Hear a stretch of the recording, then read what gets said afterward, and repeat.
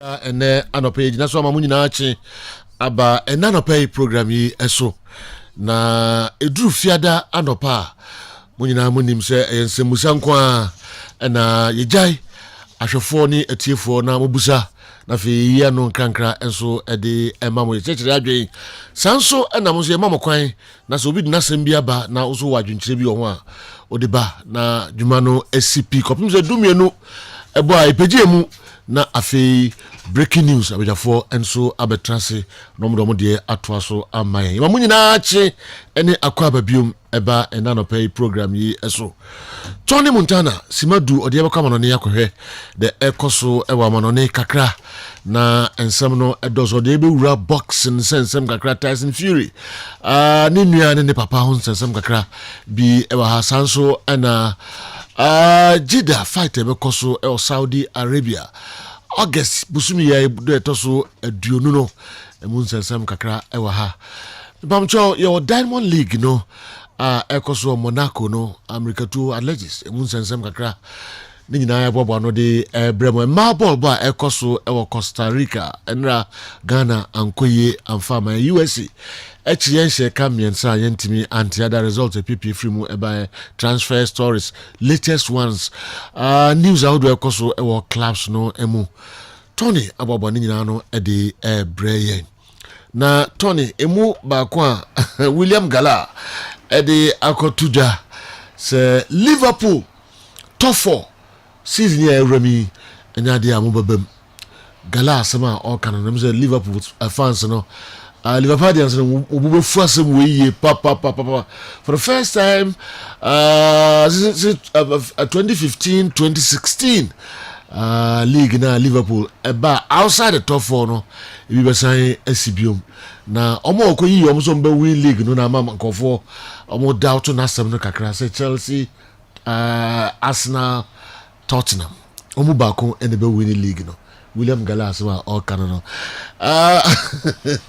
matches kakra ebekoso ene major leagues no ehase ene nakomo ya aduma ochina ene kwasiada ni nyina enso ebi beba nsa na abafia bewe de ekoso kakra enso ewo eye efie table no ababonten fixtures no ababonten Premier League minu se mo nsem no kakra ebefa ho mipamjo mo fa mo nsem no mra 0551599933 0551599933 mumfa mo messages no emra na aye questions esremo pa aye questions nsemusa nko ni nyia no krankra emfa mamo sanso na betimi di afa WhatsApp with me to be afa 0244263902 and your WhatsApp no a video pamjo WhatsApp munye ni video aya semusa na intimin kan 0244263902 Twitter handle no so no okoha with me e be afa na ni nyina yakenkan wa ha e de amamo Montana de Tony my mra we na man for questions no ba na eba aya munya dodo no ano efiensem efiensem munya dodo no ano efiensem foreign no eye but munya bebre so efiefie na fe yenyi ya no nkrankra emfa emmamo Godfather nyamiado yedi nyakopo asipa okay mre ko nti mamra ho na fe me that's Godfather na nkranfo na still also cause to omofo nkranfo me no mo ye won nkran enye kra ade Godfather ade okay say fufu ni betu omofo say still omunya yo omunya de be ye menti do kana fufu na de bia na dwo di no say reverend mi twa fasting mom apostle agenim no mu wi a also ene de be 1 day fasting nti obi anfa no honjim oda no ho a reverend free ha o free ho na so mu suro reverend change yankopon yeah omu zinyame hwe omu na fufu na ready and I do 10-11 no pampan wow enya de kani bi awadu na hwe I see we ye enra nwumre 10 you know more Kessben Accra Kessben 92.9 Accra domote ho ye ni da na man twa monim nam no mo nsan kwa na mo ba ebi manim wo oh Vincent na megine di no menim se adwuma nkwa na ye ma omo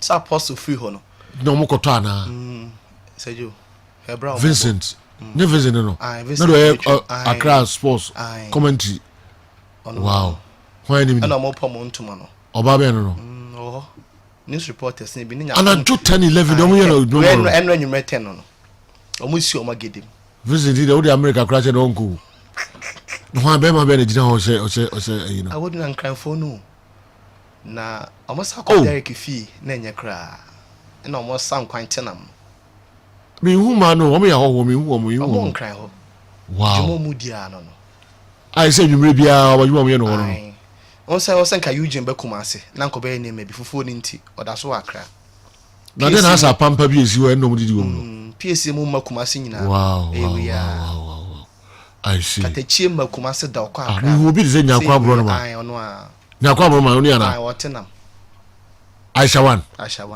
juma mu dia no no ayo ti apostle aginim reverend fache omo I see fasting omo nye ne serious yankoi me da say godfather fufuo de ganya baba time no mu didi no ayana anointing especially say apostle aginim say twa fasting asamo odan ho a mso otwembre menwa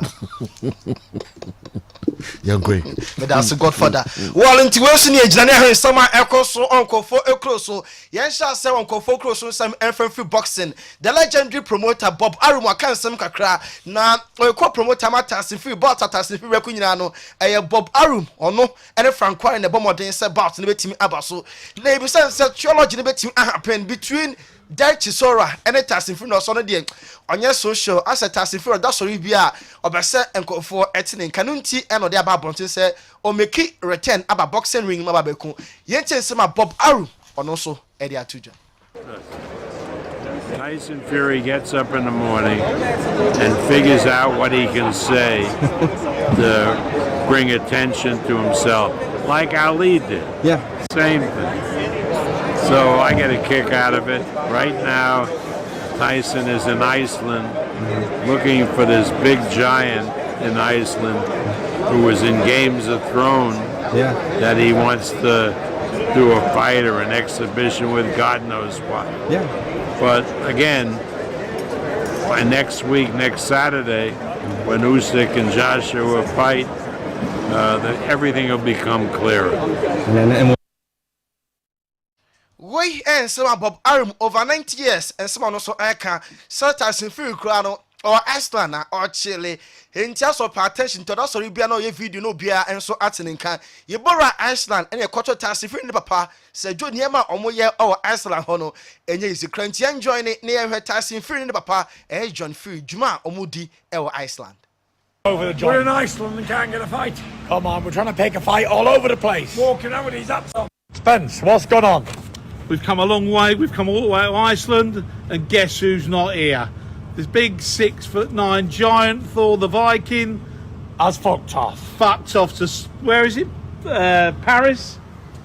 Now, boys, welcome to Iceland. And that's what you call it there. Ragnarsson. Go on, Spence. You know, when I do my interviews, I think some people are not listening. You are and some Bob Arum did to just pepe and I happen to Iceland.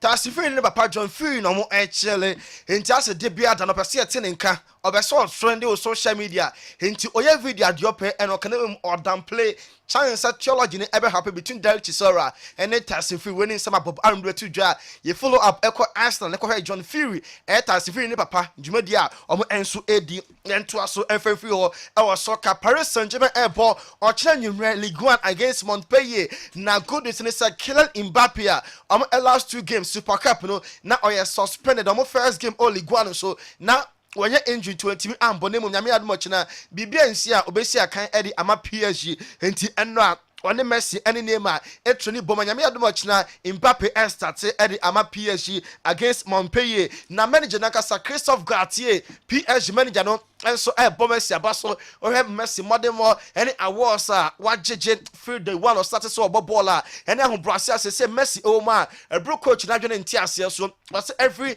20 meter be bia Messi take part e Barca team ni Messi esre e Barca team no eye bibia Messi ni hu shem e mane na wo ho papa say Okochi and legend to send Messi winning some Christophe Gartier PSG manager also Eddie Atuja Yanko Bavers Bamilika so ye CEO Nankasa president na Herbert Heina you say we no enya close you near some of us Hurricane and because Lewandowski munya replacement e say Sadio Mane aba now so enya like for like change na mutimi and also still we don't inclusive for now there any plan be name of next year and a biambeko for big guns and no for speculatives any Hurricane because this year now pekin omanya next year there or make for Hurricane to President Herbert Heina by minutes a president is only 2 Jano and now around some year and so MIT for Luther Matthias a legend Emma Baminic and Germany or said I'm very much impressed over baller Baminic about Super Cup among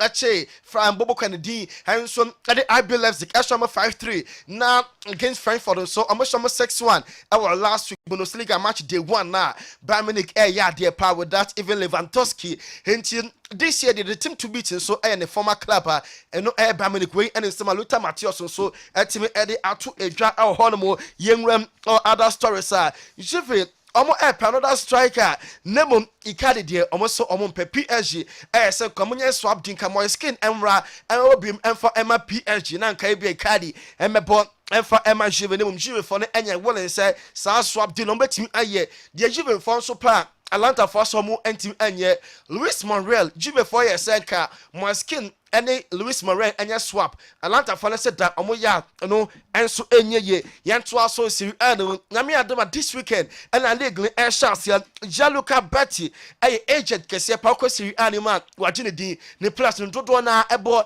edema big clubs or say omo say Inter Milan afa Lukaku Inter and signing sa ano eden panel still ojide pass Juve na efere se siri ano omo ebetim age edi esomo na so Fikayo Tomori former Chelsea Eddie Fernandez say obo Emma AC Milan ne contract ne adrage pa mebekan achepa na am sense me omo team enrich agreement after no team enrich anywhere from now Fikayo ebe sani 5-year deal extension no abo Eddie Ama Milan womo enso club Morata when president Simeone Cholo Pablo ono manager Atletico we impressing the pa henti this year deal Omo Emma plan enko Lombia Juve for 9 come be some stand on a permanent base after 2 years Okobo loan Edema so still Diego Simeone say Morata be good Eddie Amane cause for this season to Morata be bo Eddie Amane let's go for this season La Liga no enso chance here nyame adoma ene ochina ene Sunday yenko Barca so ochina ena Barca ene Rayo Vallecano airballs so Barca 7 key players no our team error some name one Laporta say anya required and between 4 and 5 players the Barca for Hebetime register na fe nyame admo china against Rayo Vallecano omo enso atimi abo entiri kwanse Xavi ehwe akom emani trip ko china sa players no de ohye ne bo omo ebetimi abo ne Memphis Depay jersey number omo je na manan free se wafa jersey number 14 transfer so possible so betimi aba Abebo Eddie Ama Hida Juve and answer Chelsea omo enso football club Osman Dembele omo send a contract no renew enche there Barca fans good news na we hwemu kire say release clause no say Barca for air turner or about 50% of Sika Barca for air turner nisa enso ebetim aka na release clause ni ente ne say over 100 million euros no and Sika Barca for the ashemi say open Dembele Mosquera obetimi abefa no edi efri ho Real Madrid say Toni Kroos wa impress pass Super Cup no where pass and Kroos twetwa ya na che say onyiri de na so body de onimubo enti 1+1 this year contract in ewu or option or penquadia next year or mark me activate him or not to so abo Eddie Ama Madrid no boko no ebium Hakim CHA player obo Emma Chelsea nya break obeso of Chelsea ekobo Emma AC ntiwaka ache AC for say ni weekly wage no obekte so na fi accept a pay cut no obebo Eddie Ama AC Milan omo enso club no Antonio Conte or manager Emma Tottenham was ahead of Nyame Adoma Sunday Chelsea and Spurs game no kan sema class as a panel no ene obi era to Chelsea of utie omo consensus of the game omo say Chelsea enti NJ league title for so na so na Conte say hey when the catch Chelsea be bian sign omo can favorite omo team age league no amana into Sunday game no a game ano enso ebe den papa William Gala former Chelsea, Tottenham, and Arsenal defender.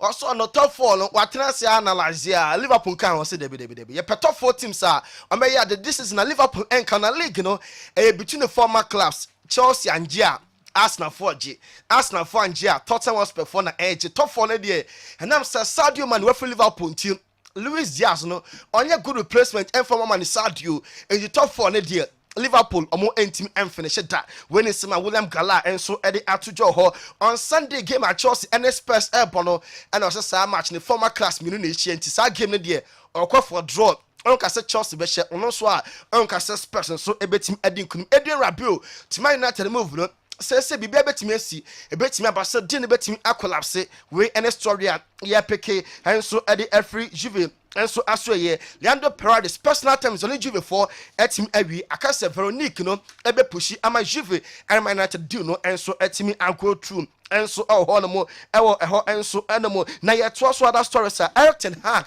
and Man United penny for na catch and sense expectation or so to and ka players mo hono and ka manage omo sa no improve omo na bia next year Man United team ebe much stronger it expectation Emra from Kakra, we and some Man United see you Nankasa, and so Eddie Ato, Eric ten Hag, or manager Eddie Emma Club. No, now Rafronic, meaning Bonia, Man United Eddie Ayeno, Man United ASL, Omo Ekope, I'm Sasa, I'm Kalasic, na player no.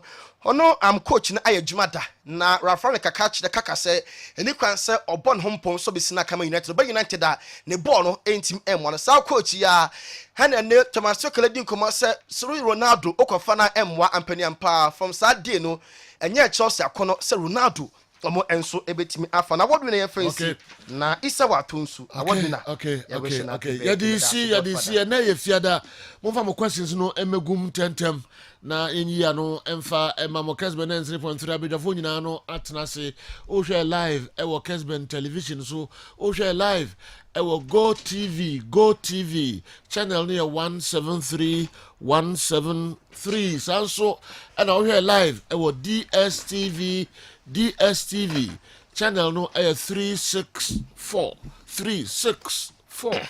over more questions no emraba and eba you shaka kremo very interesting questions ufamra na fi ya bidafoni ya no emfa mamo kwame de na ma utiti ho sa no na me midrimika kakrenta utumrika na fi ho keka ho na me ye matade ni de bia be so tangondo bi na me na ma utiti ho so na udemika ai na me demika ba na udemika ba ba na utiti matade ni anhihye ntina me tini na me tini mu na asa kika anya kika na utiri na odisi ni so o yo trim ye kakra abra betra TV so okay bibi na ma ho keka waka o na wodro de pala bitma wiase ho be kika o e wiase de ade kokobuso paki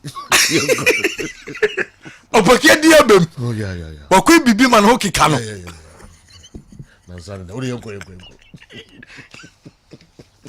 Hisense 2022 promotion no baso den na Hisense say from August 29th to September 8 Jumedie Sonko baso bombade koto Hisense niama 5 years guarantee ewo ho yebema guarantee ewo ho yama guarantee wia na fe ya promotion no ya tete nyama ne so na wonso wetime enjoy Hisense nyama ne bi Hisense nyama ye tete so no from August 29th no television ope TV ato ahome so twen menkoto bi sabre 32 inch anasa 43 anasa 65 75 anasa 85 ana opa ato ahome so anasa ope fridge ana ato tabletop ope air condition ope gas cooker washing machine smartphones sound system water dispensers microwave blenders rice cookers kettle iron sanyama we upe biato a men pre ho sabre twentwen high sense promotion no enche na ba be hyase bomoden na kɔ high sense for office bia na kɔ penyema papa ni bi nanso eto abel promotion no ye twa animu na etimi abaso upemu nchemu bia high sense for office bia bowra ho ye be ma nchemu bia se de bia betimi aboa na wo so wetimi ate ho enso ase charistic ventures woman amene Zara man capsules na bedwa so wonum Zara man capsules aboa ni pedua no aboa ma bema ebredu so ni obehyiemu a enijie bade mamo eno ntibomode nanom Zara man capsules de bia me de to anim se menom Zara man capsules se woni oba ekoda ebe failiu nom Zara man capsules nom ne nom chena na nwura ni pedua no mu ebredu so ni oba kohyiemu a enijie de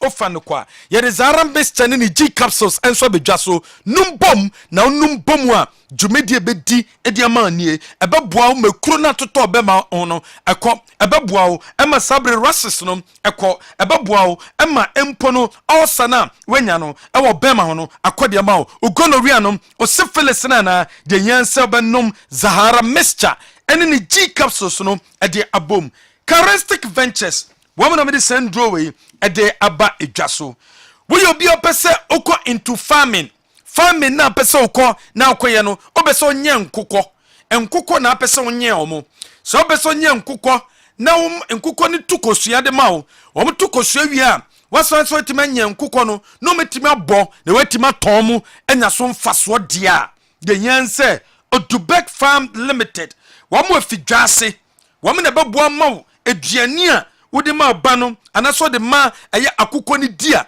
wo betu nkosua esoso wo besanso amen no wa kese bronya du a waton kokọ no etimi enya so mfaso enunti ena wo se obomoden ekopam CP ni bi CP no ena betimi aboawo na nkokọ no etimi enyini ye ede amao upam nchemu bia Odubek Farms Limited ye number nie 0541 456 839 0541 5456839 free number we so ye be jo so na nkomo bia obia no ye ne mo enso edi next jumedie no ebaso on the 20th and the next jumedie no ebaso na dwumadi ye ba bedi no ye be boa mwetime nyansa no adwuma aye adwuma bia wo ye bia ne hye ne so se so nya bika ho adwuma wei adwuma be 9 ena wo se ni pada se ni utimi ye ansoro utima survive insa no adwuma ena next e ba be kiro e ba to dufie conference hall nyema ba e be kiro nie ye be kiro ne wi asanso ma pen drive e de aka ho na de kofie ukona ukosua na tomre bi na wo ye na wo bra na fei wetimi enya so mfaso multi TV and DSTV installation, solar panel installation, biodigester, CCTV camera installation, car and motor tracking device, 3D epoxy, liquid soap, nurse, floor cleaner, bar soap, alata samina shower gel, brown sugar, cake bread, organic fertilizer, organic weedicide, and a pesa we ya bra yabaman sanu juma training way. Enu na betimi aboa sa training we beboa am wetime nyansa no adwuma opemu nchemu bia number we na so frɛ 0271 399862 number we na wasa ofrɛ watwea herbal powder eye powder e wasa koni peduanum na powder na koni peduanum a usisie problem ne bɛkɔ sisie na ne de tenase yede nante ene de gina ho eno ne de da usisi no problem mu a watwea herbal powder tigu nsosie mu nanom tigu kubensuo mu nanom sa problem ne bɛkɔ de ama wo ba o bema o wo sisie problem watwea herbal powder apart from no wenya STD wenya white bi ananso menses no embeye mfa maw koko na ha o pressure na ha o impomagudie na wonya de libido no wo form wenya stroke wenya ulcer eye otwea herbal powder and now you see ebema sa problem no enso atwa ede amawo bobana wa woni foforo no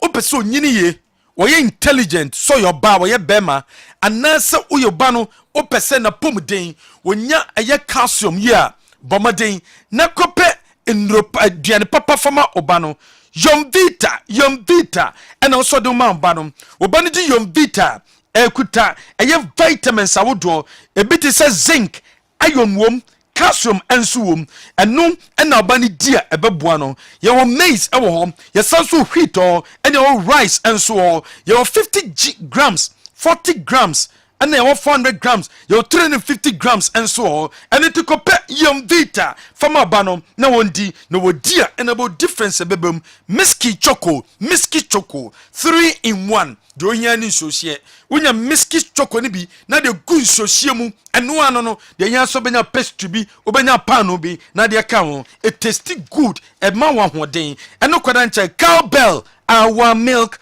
open milk. Papa ede ma bano edi bomade kope cowbell our milk enye milka udia na fe uyim from aboni bia cowbell de ekoni pedue ni mu a ebema ahoden enso abem T74 eye dropa wonum T74 kidney problem liver problem lungs problem a solve the mouth heart related disease ekọ when you any viral infection disease ekọ when you any bacterial infection disease ekọ at the mouth and nothing was on T74 a dropa or a ye any problem bia num T74 wa pomden ebesisi suye at the mouth we pebia to asidaus oba on sabekabi and also bit my phone number we so 0551 555933 0244 202 239 0244 202 239 classic ointment and your ointment papa we use classic ointment jiba nkrusa ayam ehua abnasa pompo na abo obi akoko hawo anase wo babesia pompa ne firi aso ba na nkoye bomodinti eye classic ointment bi fafra sawa fashewo koko na ha no tibi fatua ehona be jumedia ebedi ediamao classic ointment ointment papa obi asabe mpedu asam pampan bi wo hu no enkoye no use classic ointment pampan foforo ene beba ho ediamao upe bi ato a any drugstore chemical shop ubenya bi ato 0248 242222 0248 242222 classic ointment there ointment papa happy man plus 1 drinks happy man plus 1 drinks drink papa open drink uye birthday party open drink uye engagement uye open drink any gathering bia asori shemu bia for happy man plus 1 drinks ni bi ene kwase ye plus 1 mango plus 1 tamarinda plus 1 cola plus 1 energy drink plus 1 apple ye woni nyina bio natural fruit juice ene dia ye any supermarket bia benya biato bu pedudu etu a 0242 036464 number way and what's offer ye wo free am ye bejo so Semen Saba clinic ko Semen Saba clinic na Semen Saba clinic de awona wo pe un empa ho da uko Semen Saba clinic na pa wo wadua ni diem te sen anase empo umpama gudiem na wo fom when hepatitis when diabetes for when it's Semen Saba clinic asokore mampon yewo ye ne asokore mampon ura bang no ene di hwe ni mu pokua number nie pokua number star assurance se tenefie insurance na wu obese renew the mawa men bomadi so ko tenefie pokua beba no abeje insurance no akoye de amount pokua number 0242 436 160 0242 436 160 pokua number no ufre pokua obeje oso Dominion Herbal Powder no wonye bi nyusu ya wo ha ho ma Dominion Herbal Powder ni bi nko nipedue ne mu yare ya mema yare mbo ansa no kopa anu aduru Dominion Herbal Powder no etimi diabetes obi a pressure e wo soro etimi diabetes obi a pressure wo soro when you stroke when you spinal cord problem when you heart related disease bi anyumre obi ada no ntimi nda o sorry sa na wo prim na wo sorry any heart related disease and also any chronic disease the yen so be use a different Dominion Herbal Powder powder keke e bibidro ene dia ye unya powder e bia 250 ml kitu ebi na de gun so hyemu na wanum anopa usora no pa de ade di kan e wo so yan kwansa no ko twetwe ose uwie a ukwa akwada na dwo no na wasan so 250 ml na de gu cup mu na wa stir nsohye no wanom ma ho 2 weeks na hwɛ difference bebem o pressure no o diabetes no ubo difference bebem amanfo dia dance eno tusu kotobi na di wa dance number ne 0248 6328 2328 number we no sofre 0248 632328 wontimi mfra bradum asidaus security checkpoint oduru osupe dominion eba powder ne bi OPK charges no e wo dwaso eno ne charger papa charger de wo to anu to charger papa menko to slow charger bia menko to cable bia ko to charger udi siso a 10 minutes bam na yemma abobbe e de amount wo de di nwetini na ko to PK charger ne bi na ma phone nko low bat na fesi so na hwe minutes a ebe full e de amount OPK charger no e quality ya ma 3 options obetimi de e cable a 1 2 3 anu koda nchen cable baako obetimi na charge o iPhone obetimi na charge o type C obetimi na charge e wo Android phone umpewe na peden ya wi asanso ma multi socket no obesanso TV de charger foforo asanso aboso na obetimi a charge quick charger there men set charges so phone wo 2 phones nti wa fa charger be miensa na gu bag mu na di 2 kwan we the call office per one charger e be ye djuma no e de amount OPK de no e na e papa open hands free a be kasa wo so obetimi de tie nwom na bo wo sum bum bum bum bum o kasa so ni pako gina nchen a OPK de no e na e papa any accessory shop bia obenya bia to wo pedudu atu a 0242 497 133 0242 497 133 number way and what's off free wofra ye bejo so kel chaco toothpaste toothpaste papa and no pebie twitwi yese anwumre bia koda ne twitwi yese toothpaste be now use toothpaste ade twitwi osi a ebe yi nka efiri wanum ebam wanum ada ho ebeboa mapampan bi efiri wanum aba no eye hwam enu ntere wo so use kel chaco toothpaste ne bi use kel chaco toothpaste ne bi na no na betimi aboa wo police ni na draw ye dupa imboost ebo boost immune system no yare bi ntimi mbo police ne draw no baby bia na bia na se bi ka ho na wanom na immune system no awode abam yare bi no betimi abo if so immune system no awode bem a yare ba get away na ebutu no amana koda baby ama ho ato Mr. Kobere Jemfi aka Joe Laka aka General no pebia kika o peja onza film ha nyina guo sentre man ka bone no okay. Because me sia ha nyina guo and also fanche nti my no normal all right mama ni uninkra na peja mu abejafo entrance na yenhwe questions na abegum no tentem na yenye ho adwuma emfa mama Kessben 93.3 live on Kessben television so wo hwe live ewo Go TV channel 173 sanso na utie Kessben 92.9 Accra epamcho DSTV channel no 364 unsa ebekan ho live kama pa shrei ho ni nyina no live Kessben. But your questions are begum and anope no ashase gidi eba yenhwe kakra na abidafonya intentem wo de ba no in intiem e de amaya. Good morning Sir Joe, please. Currently Chelsea and Tottenham, who has quality players between Antonio Conte and Thomas Tuchel, who is tactically better. A dozen with Nkranza Amangwa say double R cold store and Kranza and now they are bray and there anope shishi. If in Kranza you're quite sawing so and I say combined club and players who have more combined club and players who have more Champions League trophies. I need top 5. I need top 15. What does it mean? Question as you. Zakaria asawin so into question as you. Top 15 of the Champions League mean just here. Fabra ye why? Member pro to bona Fabra be kind the amount. Good morning, sir. I'm Vanessa watching you live from Kisi in the central region. some of the Ghanaian clubs are not attractive to sponsors. I want to ask, what makes a team attractive to sponsors?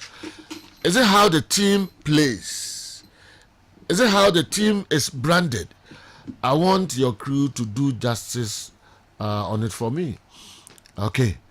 The member team are attractive. Sponsors and I say a choir of team no fast or ball the ball.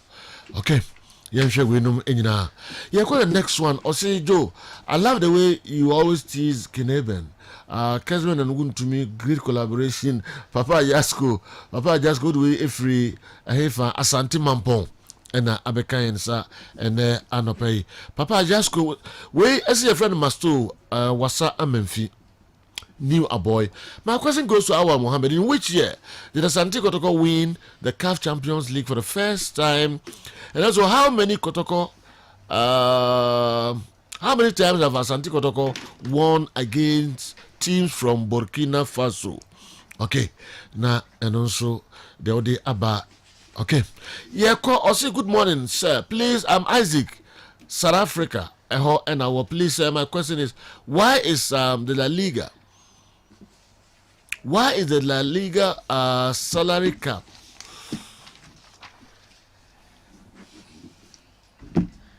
Meba Beshesa a question we and so ebium. My memory ha quickly. Na later na sign adane many akọ WhatsApp there no and so kakra. The why is it that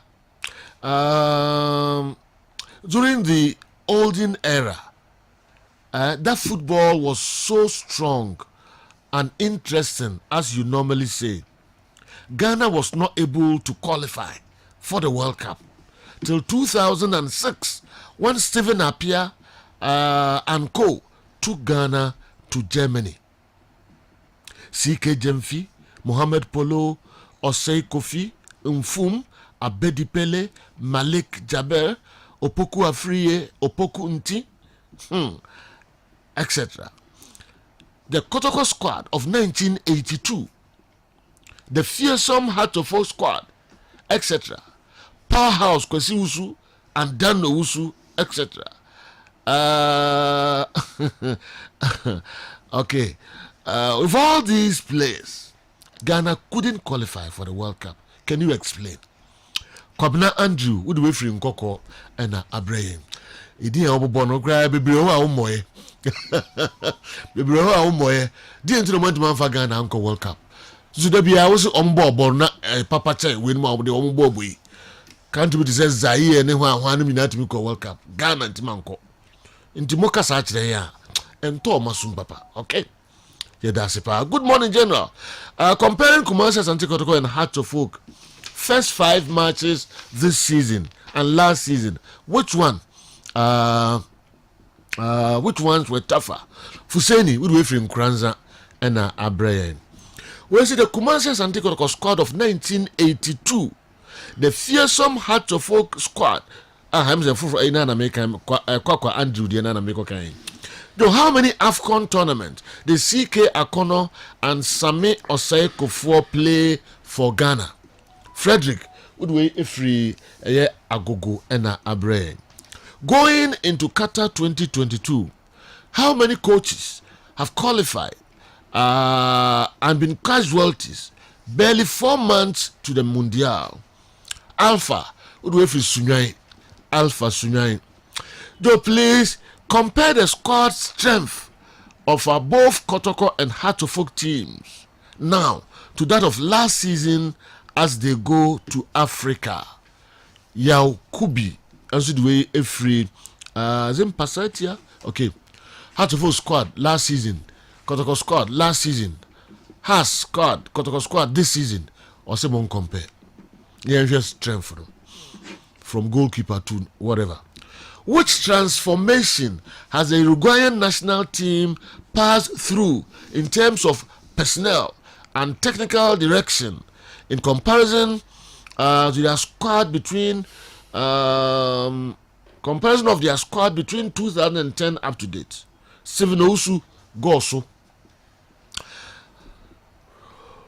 Okay. So can someone say that football talents in the country are not as strong as before. Okay. Because only about 20% of football talent now get a chance to play outside the country. What about the 80% who ply their trade in the country? Our players are so ordinary as compared to the old guys who played throughout in Ghana. Okay. Papa, the condo. Udwe efri tumu. Is it condo? Kondo. Condo. Udwe efri tumu ena abre. Because we now what you say. What you say pa? Okay. I'm so chese. Say about for Exodus. About for two quarantine talent in here. But the person chese. More Ghana hano. Only about 20% in that two coin. What about 80% no more group hano? Unborn no papa. I know want to mean develop and it is a more what it now. Yeah. What the question I say? Go can you say no omun two can be no more table ball Ghana hapa check into no more bono was no. See na kontu ne kakra bi be 20% pe ne tumi two coin. 80% na akaro. I don't know musun to be develop to say can you by any generation obetime more than 20% or more exceptional. And you know, like also talent, no, and our strength, no, standards, no. In this row, it is a first. And America say in a generation. The Waika. Yeah. Papa Kondo to mu. Yeah. The drew na my reading. Say ampa. I also have some level of disagreement. Can you know?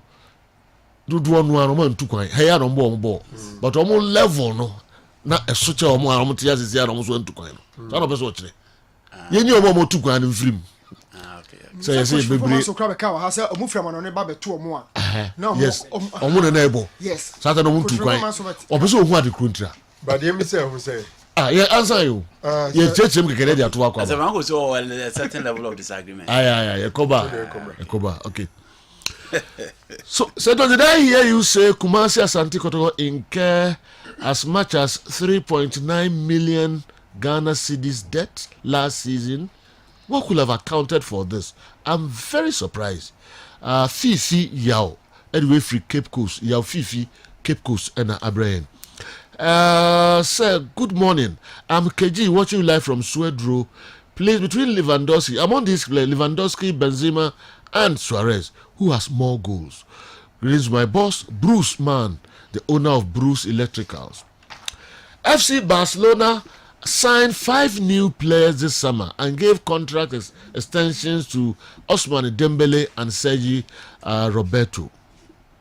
The La Liga season starts tomorrow, and none. But I shall say no. And then okay, and none. And then one match and none of the 7 players have been registered by the league. Can Marijata elaborate how the Spanish player registration works and the impact on Barcelona tomorrow if they fail to register them? 2. Why was Pjanic registered before Lewandowski and Rafinha? Okay. Now that's a question. In started. Also, we are no. No, I can say. Confirm. Oh, good them. I be said them. Into your body. Into from Monkau. Okay. All right. Okay. Also, I confirm my good them from Monkau because of your money. Okay.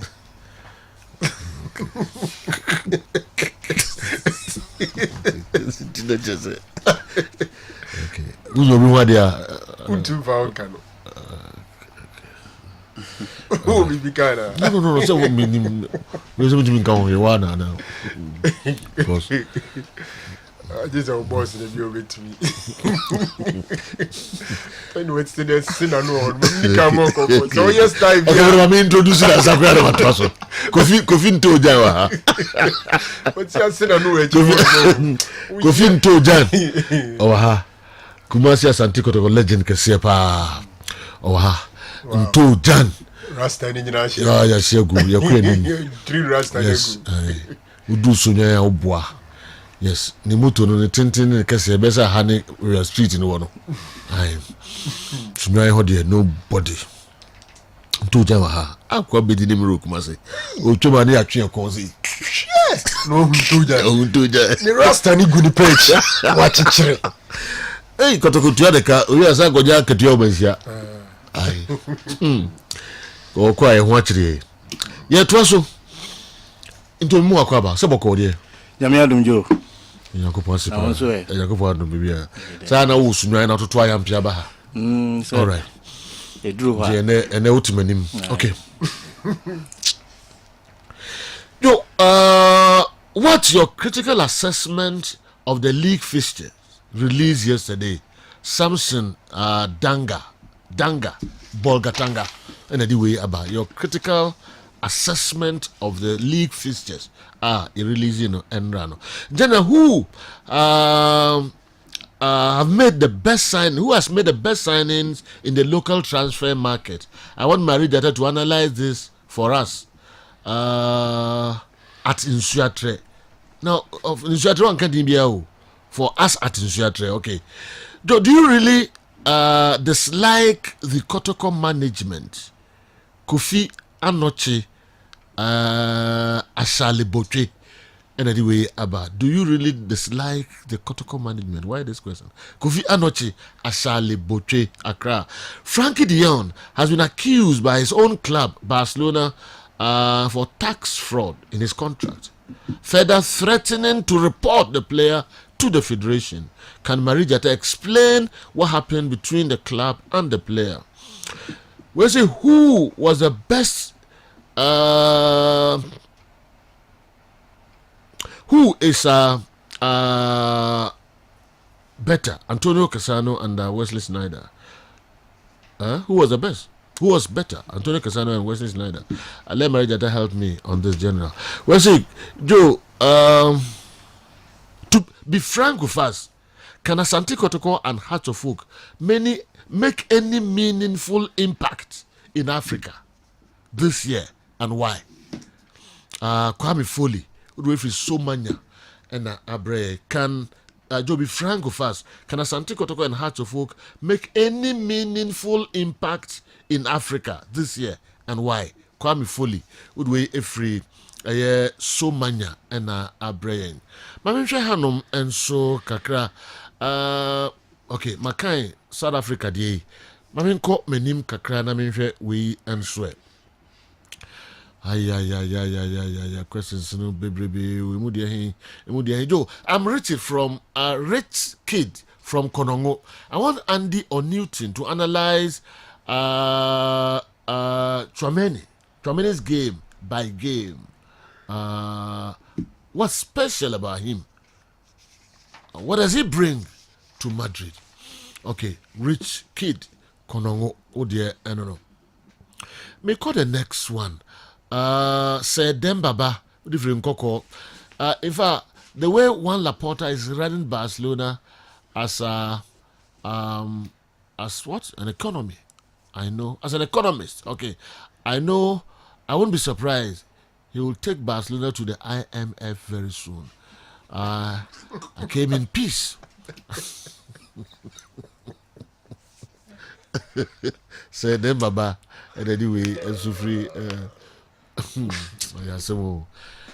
The sports pope, please. I want to know this from you. Why is Andy Kemp still in the studio while you told him that you consider him traveling to the UK for the Birmingham, for the Commonwealth Games? My name is Ahen Bismarck Coleman, listening to you live attentively. Abrepo Akoko Space, Inshallah Auto Electrical Shop, on the way a free air bray. Okay, you do na you renfia, ebe o anon. Good morning, sir. Please, I want Andy and Newton to tell me the difference between an attacking midfielder and a second striker. Elliot, Jawe, Waf, Udifree, Massa Kwame, Taylor Shop, and Abreye. Ye free Massa Kwame wa ye call ye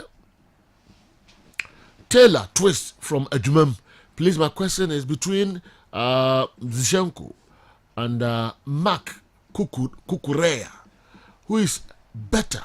Kessben Sports all the way, more fire. Okay, Kukurea. Yefruwa yeko eye tafu 4 miles. Mile 4, I would do 2 colors. So now the way Abre Joe. If a player starts wearing a captain's band, can the captainship reduce his performance now? Because Odegaard's performance is reducing. Garnis, no size. I would do 2 colors. There also the Abre, I don't know. With the map say DBC how na questions na bano. You know time na ehwe juma later dey second batch no enso. Wa kakra bi. We if you short cross watching you live from Atremade. Please, I want to know from Newton and Andy if Athamelo can do the job Ten Hag wants want De Jong to do for Manchester United.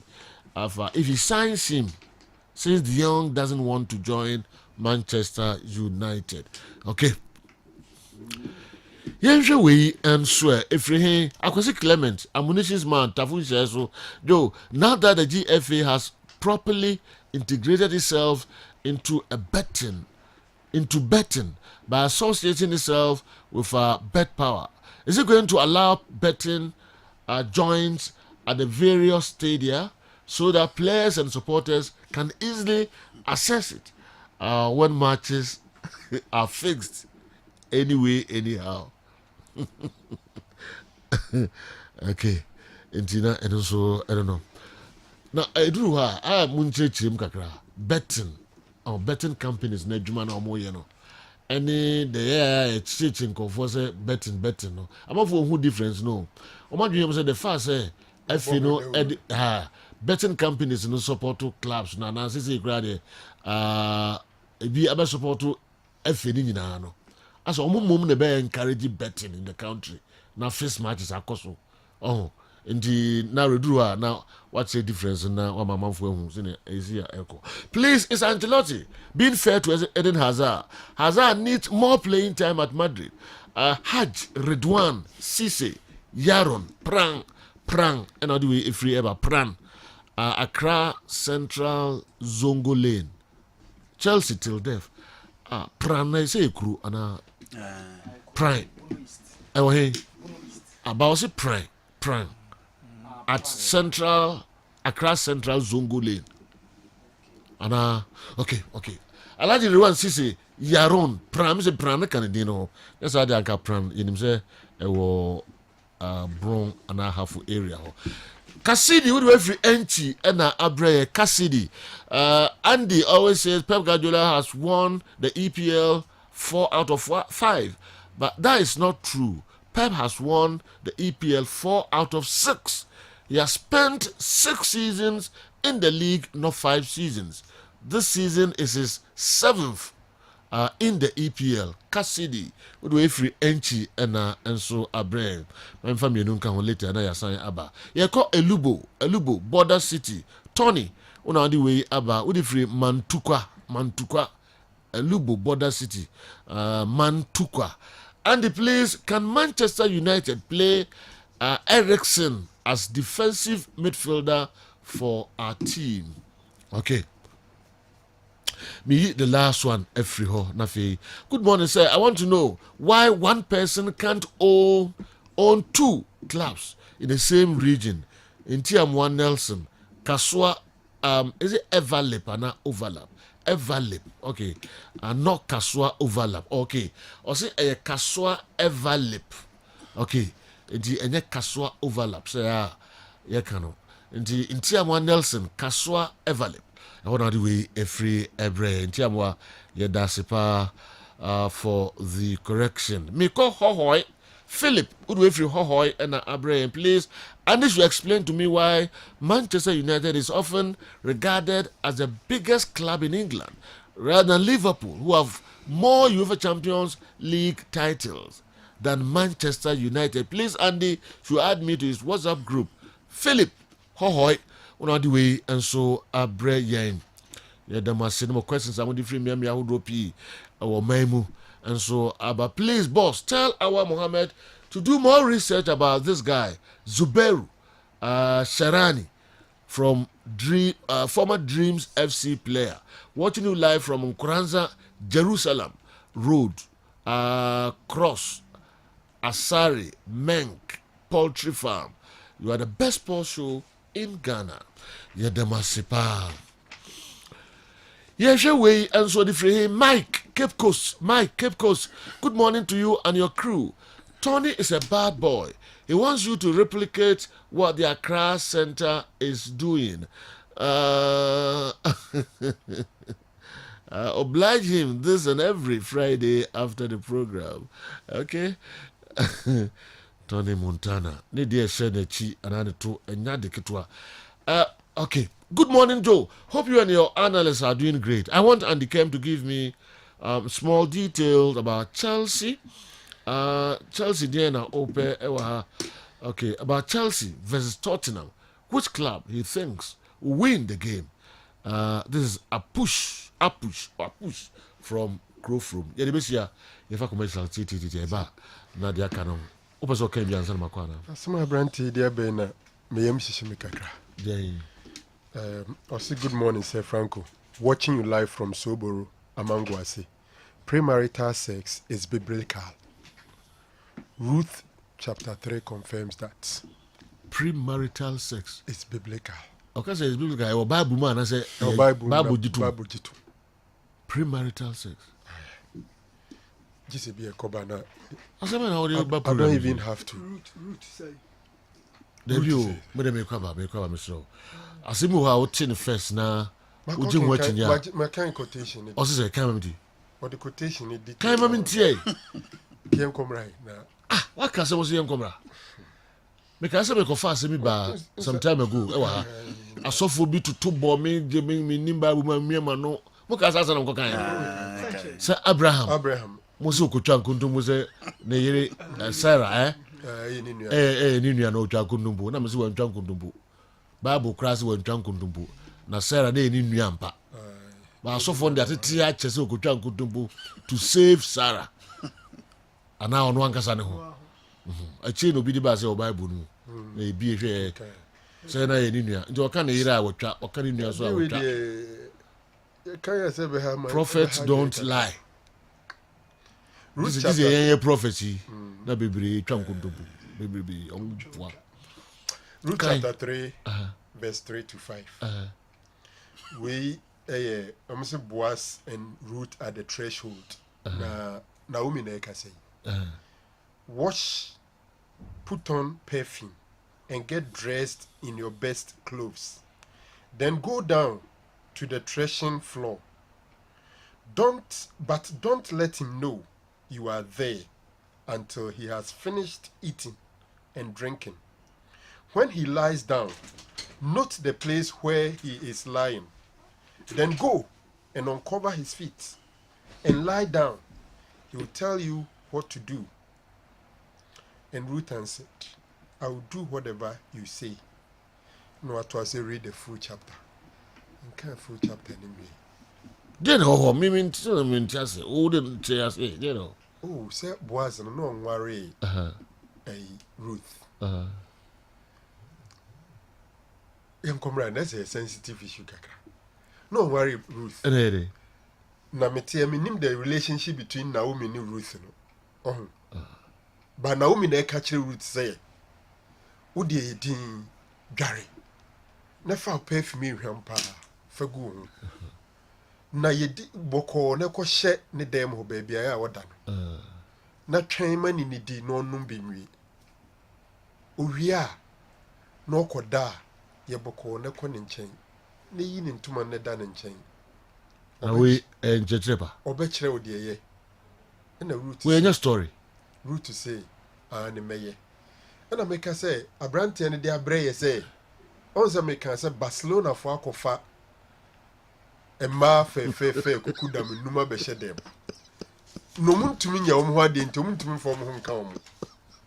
And no person o kire say, Bible me wo mu say, wunya obi wade atimi do ka no. One baby and community free ba. If I could just agree, there could be other broad interpretation in the situation. If I could just agree, Quotation then Trimo did this when you grew wrong. Okay, wait a minute.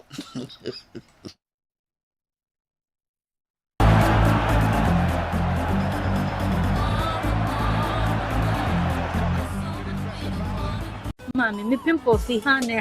What's what thing? Many a group be a friend classic ointment. They be classic. Classic. A yepa patatache. Aloe vera and home. Hey, and who are you door? And I won't try classic. I show me bag in me and me pimples. And I'm treating me pimples. A yema what? Classic.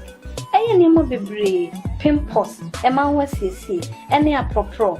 A better thing say. Thank you. Where's your mom?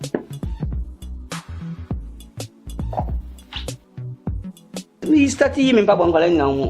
Let me hear you to now. Mumford. So, Sergio, after 1934 with Egypt, after 1970 with Morocco, after 1974 with then Zaire, now Democratic Republic of Congo, 1978 Tunisia, in 1982, FIFA etini in the numbers of participants at World Cup from 16 to 24. That was the time we had two representatives in the shape of the Desert Foxes of Algeria and the Indomitable Lions of Cameroon. Yes, Cameroon went into that World Cup in a group with Poland, in a group with Peru, in a group with Italy, drew all the games, failed to progress.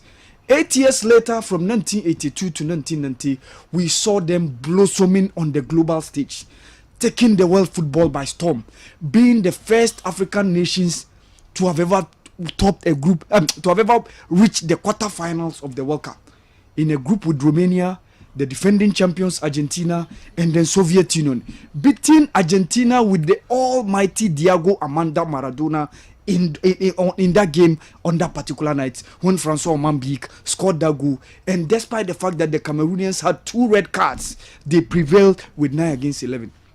And Sergio, since then, Cameroon has suffered a lot.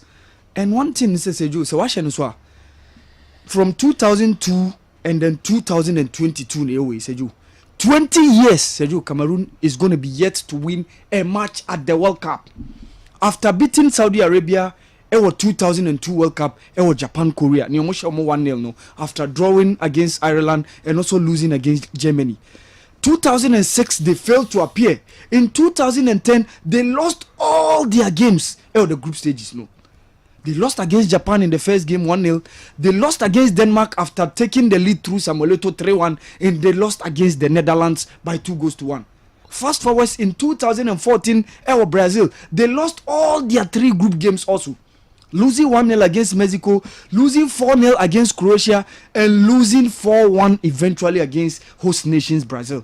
Yes, they failed to appear at the last World Cup, no, which was 2018 Russia. Or more appear, and that is one of the things. Recently, they hosted the Cup of Nations, hoping to win the competition, but unfortunately, they could not be able to reach the finals for them to propel and then win the competition.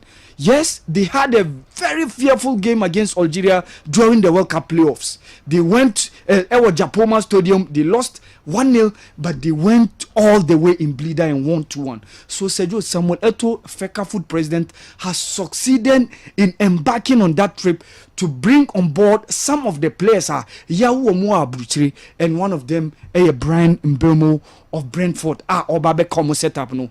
Debia Otashe, Omo front trainer, Ivan Toney, Johan Weiser, and Brian Mbeumo. These are the guys. Debia Utahu Omo, the front three of Brentford. The guy was born in Central France, and Samuel Eto'o, after Cameroonian team, the Indomitable Lions, were able to reach the World Cup finals, for the 8th time in their history.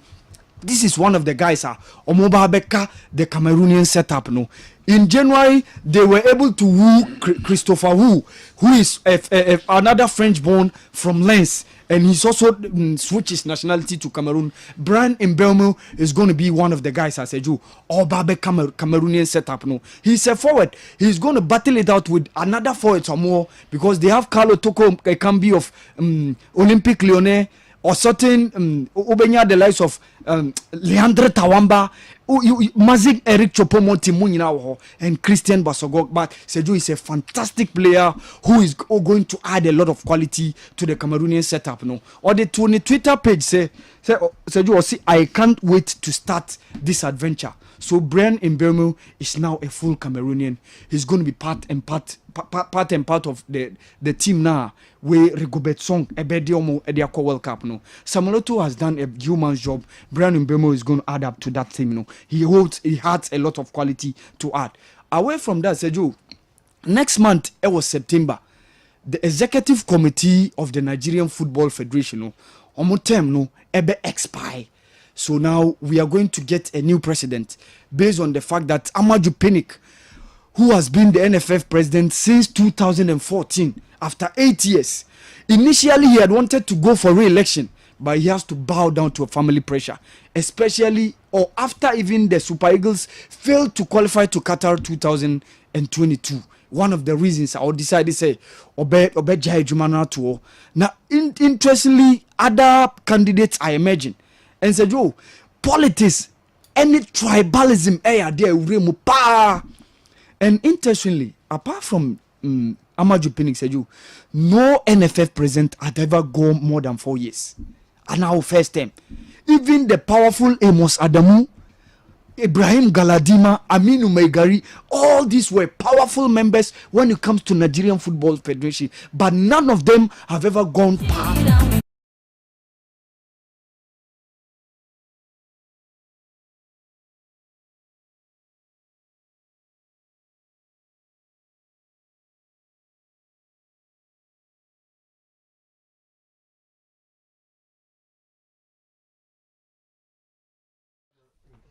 Okay, abono ndo apa onsima aduanan ba kon pepepe yasan aba mamu nyina akwa ababiom eba midfield action program yi eso Kessben 3.3 Kessben television, Go TV channel 173, DSTV channel 364, Facebook and miamia ahodo bebre enkra Kessben 92.9. Awa Mohammed Sergio me ba ho na fe wodo dia no yeah Sergio obi bisa say Kotoko Omo first year Omoji Africa, Sergio, it was in 1970 edition of the African, but he born in 1971. It was January. And a Kotokokoshe TP Englibet. Then now a TP Mazimbi. After 1-1, Kotokokosho Mutu Eddie Wene that African. So the first time, the first edition of Kotoko was 1970. Kotokoni Burkina team Sergio on 2 occasions. Nina Moini Kotoko Frim 1979. CAF Cup Winners Cup Kadiogo Kotokoni Beshiai Obeyi Kotoko Frim, and it's in also 1991 the same competition CAF Cup Winners Cup as far Nega so from Burkina Kotoko Frim. Interestingly Nina acquire penalty Sergio. So Kotoko has never eliminated any Burkinabe opposition before. Sergio Binsu Bisa say Kotokoni has almost first 5 matches season Yeba Besha say enra fixtures in a would they compare last season DNA tough. So for Kotoko, I may say we no a relatively not stronger as compared to last season. Because Kotoko first game last season Accra against Dreams FC. Second game against Bechem United. Third game against Bibiani Gold Stars. Fourth game against 11 Wonders, and the 5th game against Karela. So after 5 matches, na Kotoko winning move 4. A draw back. So when they compare Enono to this season, first game against Nswatremai Ewo Kumasi, second game against Dreams, third game against House of Folk, 4th game against Kim Faisal, and the 5th against Samatex. So technically, Sergio Sawasha, Kotoko first 5 matches, only 1 match per Enomube Bono outside Babayara. The rest of the 4 no Mube Bono ha. Despite the fact that Omuni Kim Faisal no a away game. So relatively compare, I think say this season no a bit not stronger as compared to last season. The most toughest Obeka a House of Folk. Now Oko House of Folks almost last season first 5 matches Sergio has a draw the first 4 league games because they drew goalless against Legon Cities. They drew 1-1 against Wafa Ewa Sogakope. They drew 1-1 against Ediana Ewa Accra Sports Stadium. And now Muko Luzu 2-0 against Ash Goal. Before so Mobe share Brekum Chelsea 2-0 near Kofi Koji. Share 2 goals Ewa Cape Coast Stadium.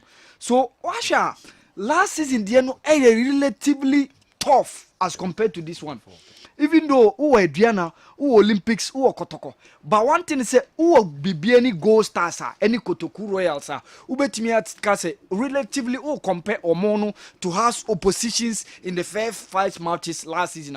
I think say we know a bit not stronger as compared to last season. So Sergio and also no. Obi bisa say CK Akono Sergio any Sami Osei AFCON tournament saying Omwabama Ghana. CK Akono about 4 AFCON tournaments. Oshasiye ko in 1994 ewo Tunisia. Oba South Africa 1996.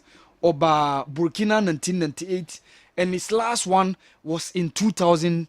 That millennium year when Ghana and Nigeria co-hosted the competition. Meka no share 10 years a captain Black Stars after the retirement of Abedi Pele. So Siki Akono ako 4. Sami Osei so ako 5 because Sami Osei the first one was in South Africa 1996.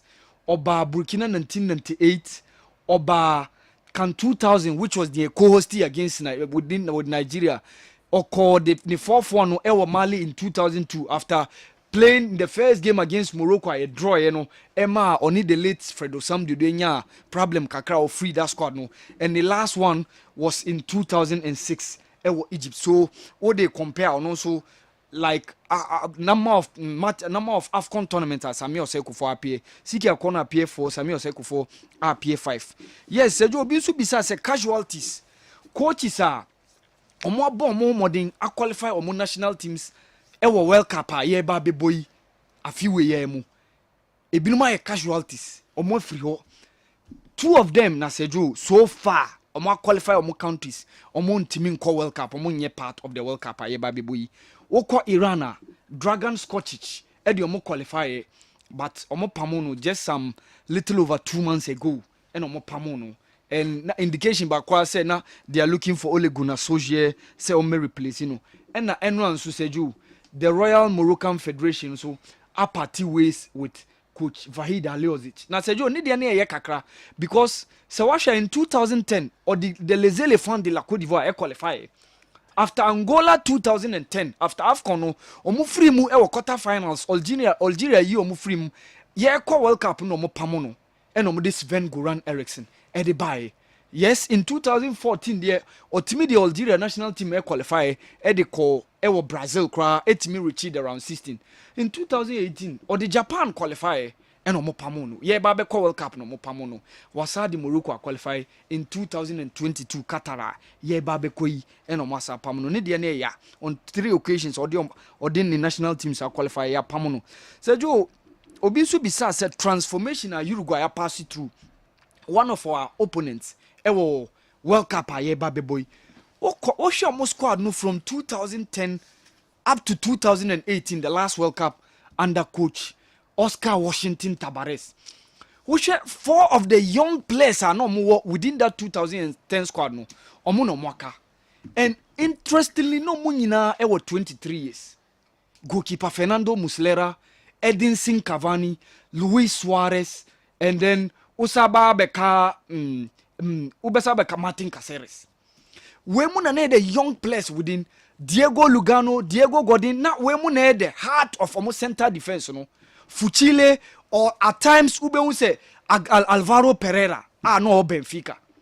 Also the likes of Victorino, Maximiliano Pereira, Arivalo Rayos, Walter Gargano, who was with Napoli, and Diego Perez, the Monaco midfielder. Diego Forlan etimi bemu ewo 2014, but at that time no ago kakra.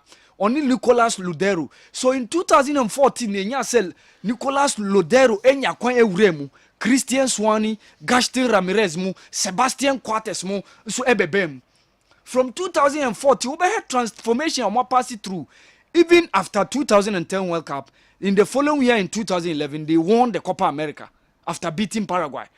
After 2014, year 2018 World Cup, we send some of these players like Lugano Mo, Ephraim, Diego Forlan Mo Ephraim, and that is where you had the likes of Matias Vecino, Rodrigo Bentancur, who had the likes of Lucas Torreira, Diego Lazalt, and then Diego Lopez. Our Munina Babeka squad no, and Georgian Diarastayeka. after 2018 World Cup, Oscar Washington Tabares going forward, Omo will say even World Cup qualifiers are yeba World Cup are boy World Cup are yeba boy born qualifiers na e be do me na qualification wide. So he needs to go away for Diego Alonso to come and take over. And with me infuse a lot of discipline and enthusiasm within the squad now. Etimi o mama qualify. So far say washa new guys o maba kan omo part of the last 4 years World Cup. Someone like Federico Valverde, who were Arojo, Barcelona defender, who were someone like Facundo Pelestri, man you, one of the young guys, Omoton, Edini Kolun. So these are the transformations. Ushe Uruguayan national team now, Oma pass it through. Sejo, my last one, Obi Bisa say, ni wo players pa or say Kofi, CK, Jemfi, one, Argentina ni team qualify World Cup. Sejo, a myriad of factors. But Sejo, you share World Cup as in 1930. 1934 in Egypt and the first African country to have ever qualify. It was until 1970 that Africa was given a slot because we have to play an interconfederational playoffs. And that was the reason why then director of sports Ghana Ohene Jan, former president Kwame Nkrumah etimi Bwana Mani Korichi, FIFA executive committee. Sejo, Ghana na the reason why Africa was given a slot. Ni any slot. It was until 1970 and Africa nya one slot in Morocco. In 1974 we had DR Congo, then called Zaire. In 1978 we had Tunisia, and then it was in 1982 Neymar 2 slots. So how do we 1982? Yeah, in 1982. Ewo Spain. And Neymar 2 slots. Africa. So, African kasa. Okay. So her slot now, not saying a war for you to compete. Quite apart from that, say what around 50s, 60s, now a lot of African countries were under colonial rule. Yen near home, nan campese wabaye autonomous, anya football association, nan kwa pim se o kope qualification slot. And Sejo nina kan quite apart from that, Sejo, her slot na a CCN swum. Sejo Mekai 1998, France 1998. Yeni Morocco ball qualifies be 2-2. Almost share first 2 goals. I was at the stadium that day. Second leg no Seju abedi pele twi omo defender omni goalkeeper na defender na twi no na referee na je foul against abedi pele no asasho no yellow card. And Seju, yes, we've had different crop of very good players no more than times but ni team qualify, but the main factor that accounted for this Seju the slot ani by bedu maybe ebedu be 2 about 3 about 5 ni team qualify. In the next World Cup, 2026, Econ so relatively qualifying, not strong, cheaper as compared to those days, no. And so this. Okay, how Mohammed? Yeah, that's it. Sabuto, good morning. Baby, I will be Sabuto. They are Bremen say Obuasi Municipal Sports Committee. I want the ABA, Ghana Football Association, GFA CAF License D. GFA CAF License D. Coaching course course the second batch Obuasi and Basu date near 24th August and the copy 1st of September 24th August to 1st of September in Timofan to margin so with my friend 0244 897731 Sabuto, good morning. Mamimra Franco Naru Meba wana fi odikakra enso abegum ede ama yen. I want Marie to analyze 3 of his most fascinating World Cup finals from 1930 in Uruguay to 2018 in Russia. Wow. Narumichio. Okay. With the Yeni Isaac Nkrumah of Emranti fame or Seneba Baywa or Himaji wa Kodie Nkrumah. Or Najis Educational Complex, and then or Himenya 5 years into young wishing happy birthday and famano. General, what will make a club a team attractive? Say Bibi Adebema club and I say football team are attractive there, a be brave. The we are saying kasa individual people near my attractive and untina mame bako emba bako or house of folk na bako or kotoko bako or the F a house a house and why any fe. And into the supporting on our back or the Okotoko or any fair or the supporting. So sometimes it depends on the individual. But I extend eco attractiveness to say corporate bodies, say be anunti ɔmo bɛba bɛ sponsor bubuku na the first thing numbers for corporate bodies no ɔmo mfo ɔmo sika nhyɛ sponsorship mu sɛ ɔmo na ɛtɛ ɔmo ana ɔmo yɛ Father Christmas ana ɔmo tiri mu yɛ enti na ɔmo di sika ɛbɛ mu obi ɔmo de ma sɛ ɔmo nso bɛnya mfasoɔ back so they commit their funds into sponsorship not as a philanthropic gesture ne sɛ nti sɛ woyɛ team na wakyi taafoɔ dɔɔso na yɛhu ɔmo sɛ ampa ɔmo dɔɔso ɔmo numbers ni a ɛma woyɛ attractive paa ɛno yɛ first thing woyi ɛno firi hɔ nom a results on the field of play very important and Manchester United enya results yet they are still attractive and attract several sponsors and know the numbers and the sponsorship and all that we and through then results na make no teams bi ho a afei de onya performances results ne basa nipa bebre pese omo de omo ho tare victory the victory near no so many friends it is a team unya results year esama we attractive eno pa ho a senior o package wo ho senior wo ye oniema em say is so broad but memfa kakre ya ento ho no adenti ena da bia ye ka kire mranti wei se ana ye ka kire nkrofo ze ebrebe atwam no mu ya ade nanso yanko world cup kopim 2006 I think say awal I make a very valid point ebrebe atwam no na the number of slots Africa won no e up to 72 ni eni bi 72 ni nya 1 82 ni nya 2 slots the whole of Africa 70 rather 1971 that's right any nya 1 slot then 82 we had 2 slots and it drew baby you 3 slots until we got 5 in fact 2006 I qualified na 5 slots interfere na slots na adoso which means relatively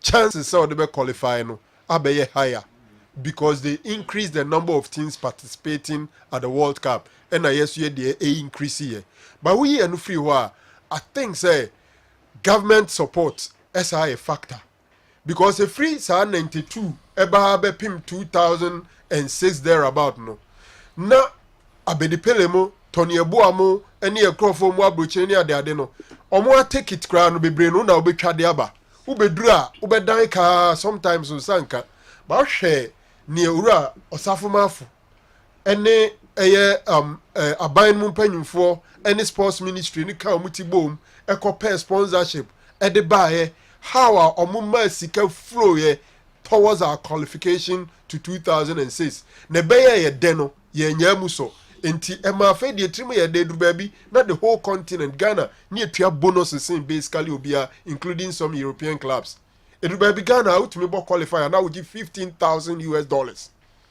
$10,000 enti abana ho keka and how they support team no no so wasro we can't run away from the fact that around 2006 you're saying your quality players playing in top leagues in Europe. So that time now 1 slot, 2 slots. Now you say Ghana near dominate Africa. Oh, football. Near dominate. Do you work as a Sikasa was outside the Bemono?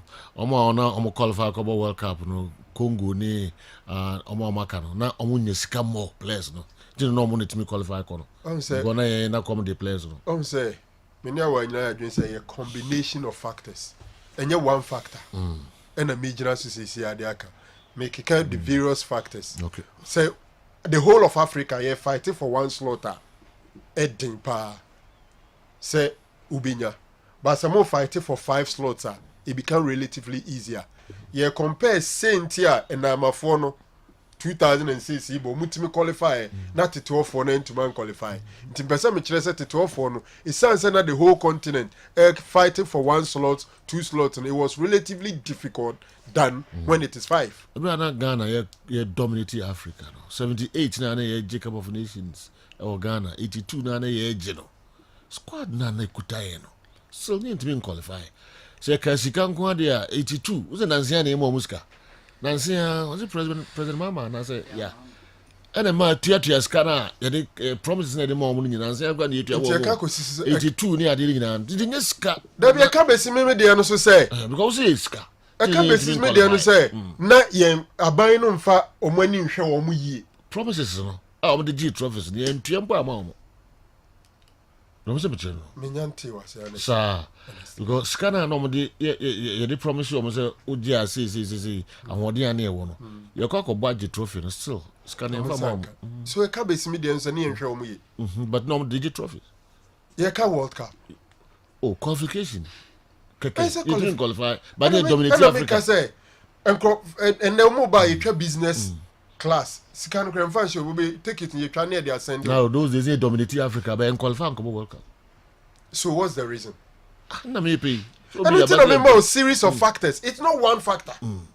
A series of them. One major reason is the number of slots in Africa. The other one is how look, football qualification. Now what can say do baby we only see bi ni ade aba. It was Christian Techi's time. That was another area nan Kambeko. He became so powerful in Africa say a difficult so be Ghana. Into politically in the game we were top doors. It is our interest to get affairs and no we are for Ghana never kin a match in the example. Qualification. 2030. Yeah, never almost semi-final or AFCON.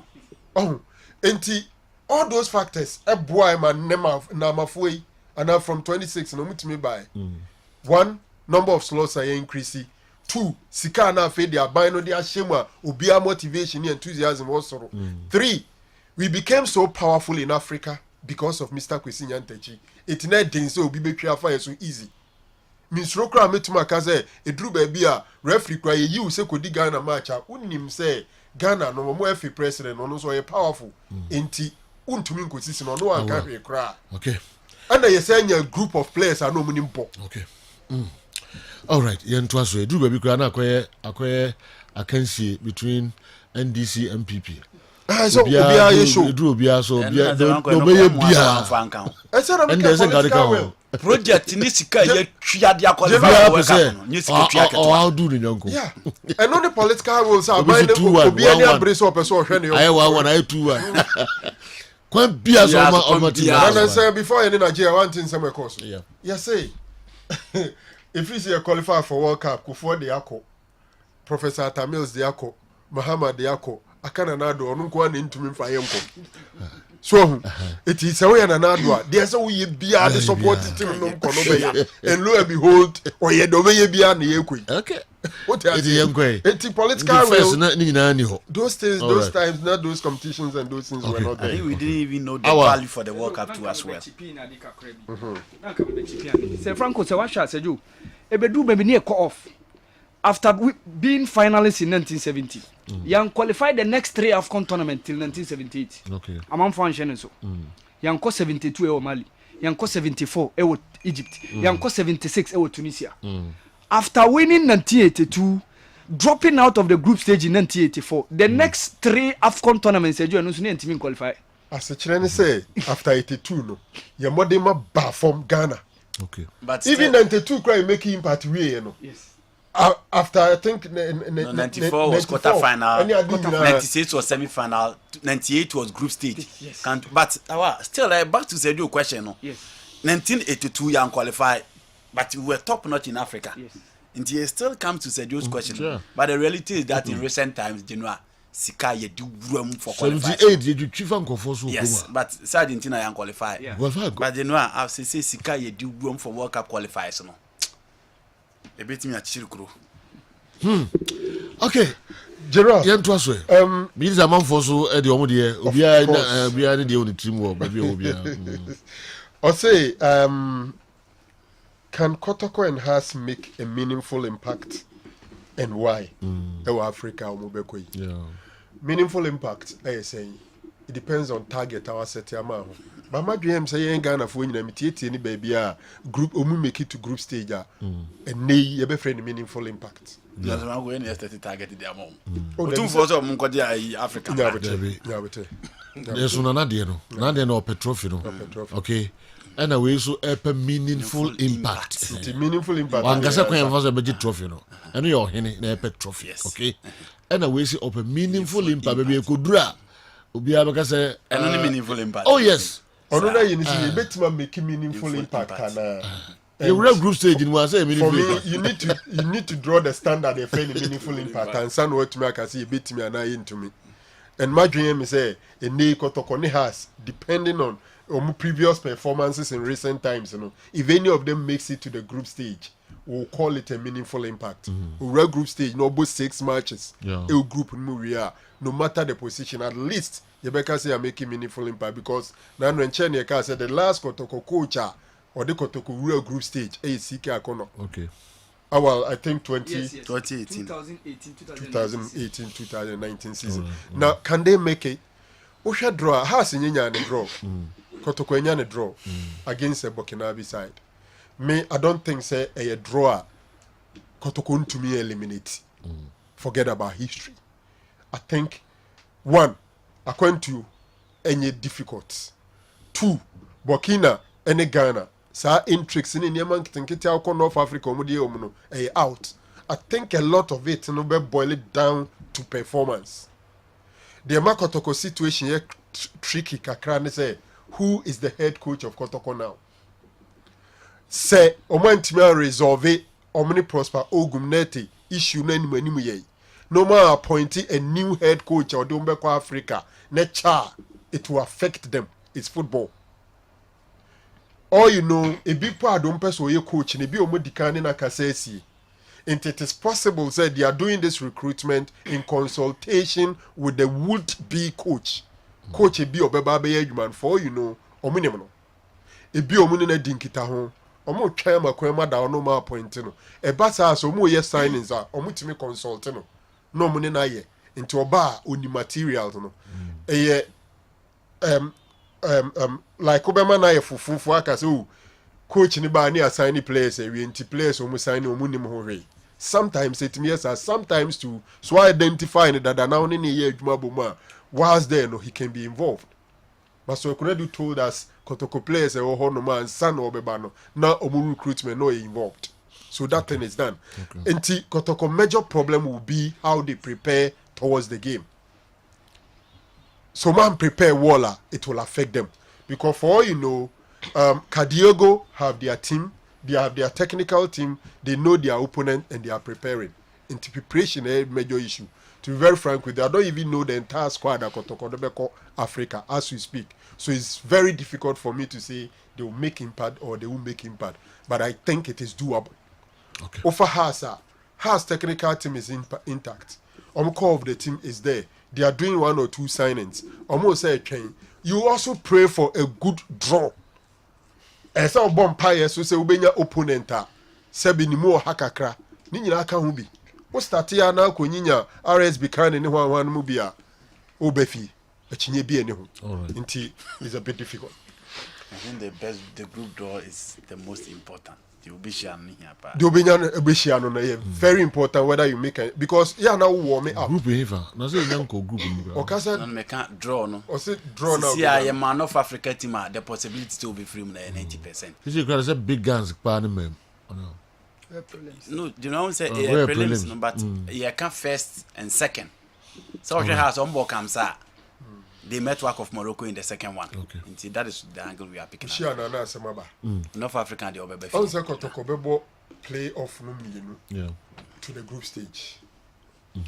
Kotoko dear, one say Obo Burkinabe de anyway. Na ultimately eliminating as a chance at least of 4 games to play.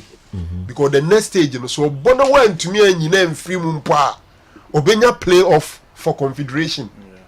As the confederation for now then so this game against the Burkinabe is the most important and I know say Obona now warm me up into so to me eliminating Burkinabe anywhere as a chance or another draw no to me eliminating a real group when to me Urema were a chance to do remedials for confederation.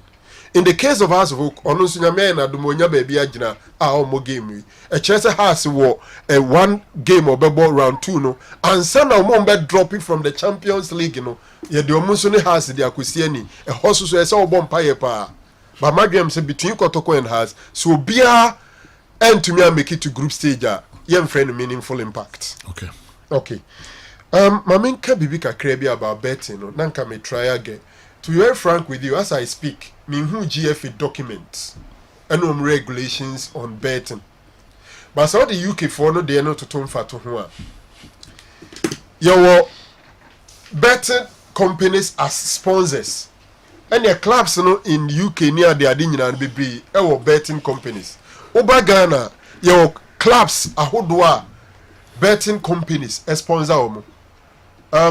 Asante Kotoko betting company. Adriana Stars, omo dey bet 10. Now as gold will be. A number of clubs have betting companies sponsoring them. Now so most sponsor as a trend say, oh body ura trend Crawford so mungo try bet. Neye.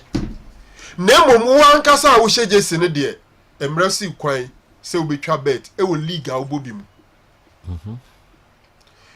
Uko UK for there na any competition are we involved.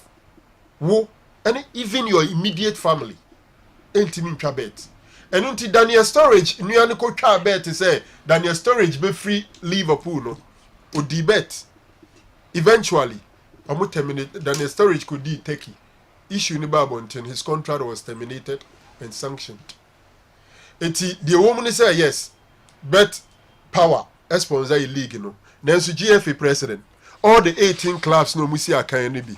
Omo players, omo technical team, omo officials any who kwan so omutwa bet omutwa ne echi wo mo a emre di omo de emra ne se no ese emra ne di omo enti asem ni nyina nza ubetumi abo ho dawru na wade untimi twa bi ebi a me metie yi metuma be bo nsa ho dawru na enso ma me nom nsa ne bi me nom a ebi a masorifo bituma se enti so ku twa dia etiamra ku twa dia etiamra na mo mutim bo ho dawru okay asem na dey kakra masorifo bitu asampa adenti na one person nti am asem na ode baaye no adenti na nipa baako ontumi enya two clubs in the same region emre bia ni hosa say one person intimi enya two clubs in the same region. One person in Ashanti region can have a club in the Premier League and have a club in C Division 3, but untumi only one club in the same division. Say be a Premier League now uminu, another Division 1 now uminu, another Division 2 now uminu. E sounds so musi akan. Enti wan hwe ya ba gu hia points ana bibia obaako bego no ama baako ana baako beko akosho obi aboa we obi bebo bi aboa obi, like there will be some form of collaboration, and sports is about fairness. Into one of the ways or more prevent side no enti ebre bi baye sunwane inso atreman ene ba for soccer academy na ba for soccer academy eni inso atreman nyina ba be division 1 ti no obi ha se honorable Ignatius ba for awu ani mienu nyina ye ne dia o se da nya ne dia uko hwe nkra tem no na inso atreman no different person edin na wo se ne dia but the name inso atreman ba premier aba for soccer that's what division 1 no honorable ba for awu ayi na nim se team no ono na ye club president and then all that inti hon chechim no minim se bia menu anum de bi be so okay inti yen komra se foforo bi ba na wasan de wadwen kire enso abre yes o se dey that issue say ye ka o se talent ni se bi ni kroma na hwe mum tu kwan kra ye be 20%. What about 80% le wa hana 80% wa hana amusun timi nuru kanefo no omuntimi nuru kanefo why Sejo and the second two job boy ba wo de ma mense wadwen ma mense kanefo no kra ye ka no big players na no mo ye no se for 100 players oka 20% a 20 out of 100. Are we saying say e brebi by na bia Ghana ye talent ni nyina no uyi 20 free mu a se fa nipa 100 bia uyi 20 free mu a omo aka no so no musa e superstars ana 20% is huge. It say I agree. I'm sure we have all not done any research of that sort. But say I agree say about 20% every mukwa. 20% is a good number. And tebenya significant impact on omombe kechri no. Even at the 200 year no. Say fan say we 20 top players every year league in more. And yes, and yet the dead to say they not that time no mukano no. Into 20 out of 100 is a huge number. Your league na yebono and ne kra no me fan say obia register 30 players. Let's assume 30 times 18. I don't have the figure rough. But 100 biano 20 out. Into the air can we are talking about 60 players. I know the 20 is over exaggeration and that's what come and abroso but say 20% every mark or there unya error bia in fact say we a players 300 a mu 60 after we 60 every no still being quality. I don't know if I'm making mathematical sense. Mathematically, will make sense, but realistically, Master say 20. Say you G2 say 20% of your talent in your sportico. Dear, and your 20% in your sportico no a huge number. Intibenya effect on the quality of players you leave behind. Name put it to honor. Say who ye 20% a free more and come on back and a bayan koso to say the ABM. Because say 300 players nearby who ye 16 every. Now imagine the 60 is quality. Into imagine say at a point in time near Ebo League or Ghana, ye top 60 players every man. We are sure Sanka be exciting to say the name. All right, I'm ready to call 11-14. Yeah, first I'm meaning to Debbie cry. Meaning to crap. I would teach her how now the Bebrazu and the mathematics. Mathematics 20% out. But when you cry, no, so not being a boozer. The question about the address. Also, my Exodus now, Abbas is saying, no, say we know quite too quiet at the end. I cannot say, no, and then my quality, no, any sort is a canino. Oh. My infa excellence in yes, and name titi walk around. Omo no munya kwan tu kwan no. Omo no mo trefi no. Omo de mo no was so bebre. Echewe. In the farmers some no kono. Yeah, no, we're bringing master. The person on the beside the question. The one I can say mathematically I'm making sense. Now say yes. Realistically to no. Nipa no, so question the answer. Big no. There is one we hold here. That's the teacher person to was here. Question the answer. All right. I was certain the question. Go Victor Jan answer that question. Go Victor Jan answer na eba beto aso. Utie Kessben 3.3, Kessben 2.9. Accra, Kessben television, Kessben Go TV 173 channel no sanso na DSTV channel 364. Mami wish a Prince Kusi Ampofo. Prince Kusi Ampofo and then your birthday. Me wish you happy birthday. Prince Kusi Ampofo. Nice guy. Owari police ni. And then your birthday. Wife Linda Kusi Ampofo. Oko Nsawam police station or inspector can see or CID abranti na ware no and they abranti na birthday you wish happy birthday crew ni na yesi Kessben Sports edu sabri na ko yifiri wa owia asemaba ai Prince happy birthday why and then them say special day pa a man inspector Nkwadjuma na okay you must have a biom ye to aso e de amamom Kofi way. Franco, tell Into for me that today he's looking more than a medical doctor than a football coach. Coach, What's your crassy? Teacher. You did not question crassy. And you had your trousers. You did not question crassy. I know he will insult me. You are. That's how I know you are. You say crassy, who duty or head teacher and patriotism. You are. The medical doctor, I say. Boss, though I was young and was at the State Boys at that time, I saw Nto Jan in his heydays. I remember I was at the Kumasi Sports Stadium with my mom, where Reinhard Bonke was holding a crusade. He spoke about Nto Jan's injury. Please, boss, ask him whether he remembers that encounter. Ephraim and the way Abba. Okay. So for me, say won't come on. Okay. O say come say dey. Be better me. Wow. Yeah. Now unyam pride. David. Wow. And one find us. Oh, now me obi kan who are you? Me dey require me. That was my kind of. Wow. Too far na sem na. Oh. Na ka wo hwe ohun su ya. Ana na football kan go ohun su ya. That is it. What prepare no so show near my wo pa ko. So. Me can pa. Yes. Yeah. Oh yeah, or the whole Ghana no ko ba bia all the regional capitals. Okay. Me kai akwana. Kofi Nto Jan on the pictures. And the Kessben TV so no. Wow. Baby how she POP. Baby how kuta clutches na dey. No. Rasta. You are not Rasta na gu. Wow. Ay. Kofi Basa. Akomko. But anyway, some baby. I'm say the na Frank Ekano. Ohwe yan time na olden days no. Un say na quality yen nyina me fan say yeah equally good. Even so you team first 11 kura everywhere. Omo ti bench no kura no another squad. Hwe say Kotoko yen me fa yen time no. Kotoko see first 11 everywhere.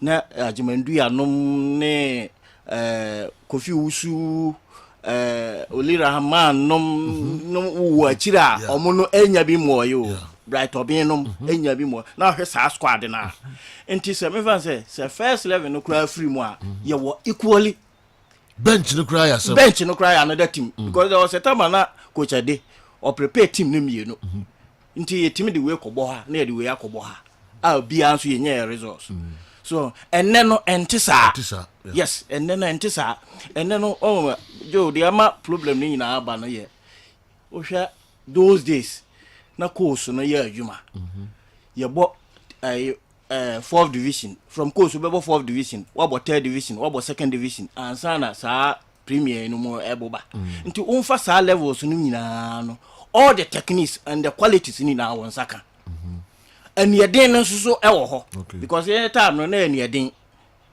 enne no mrantie no ya kwadworo wow yes akwadworo ena ema bebre entimi nti few na ye behu omo no ye exceptional do majority of them no na enya ade akwadworo there na mo ya na different from ma wenum ya akwadwofo those days no so you your coach yes the entire American say no say ye time no Joe you imagine say do na ye be fa ne say ye de ne ye build ye ho from Sunyan to Yamfo na ye 9 kilometers okay me sora homachi ekoba ansa ma be training which is 18 kilometers u jog me jogo ekoba build me ya me sam edru ba bi jo na che say body no tin say nsuo kura ni kasi so ti ase enne no nkula no wafa wode ball man kura so mfa ye okọ 1-2 wabre and omo so na ewo ho uni option bia so okofa bi wo ba bi nti e so manage na saa so ti ase na workout na ye those days na enne no enti ho na this time nso no on say football no asesa system no this time ya no small sided game na ye boy ya nche da more 11 aside say those days na ye boy no enti na ye nya stamina no nya energy more than enemre enam say core system no so free ho no enti no boys no omunyini ansana wabesua technique no eno na ABT yen no nti few na ewom no enya opportunity a na che say so omko outside o je great stars superstars no na o kan ne make credit fa om ho especially Cristiano Ronaldo no and then mo ye outside of normal training Joe training football is about training practicals.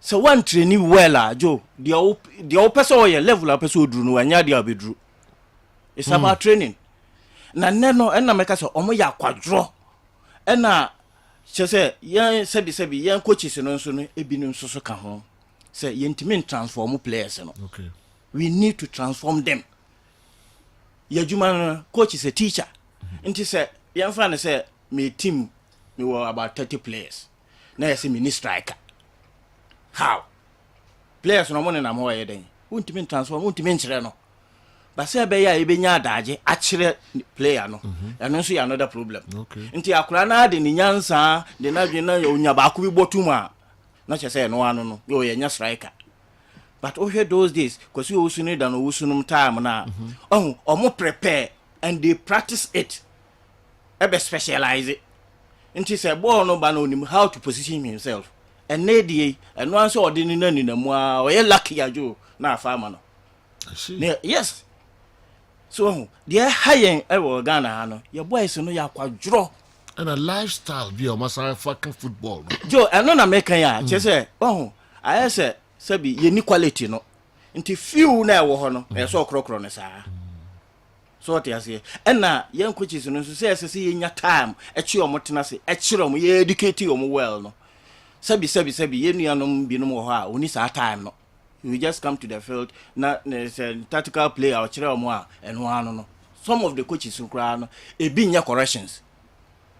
Yo, men can we also kuta lines so but education is very important. Now they be out there book na on the pitch. Na say won't mean transform player na anasa won't mean demonstrate enchira akula na.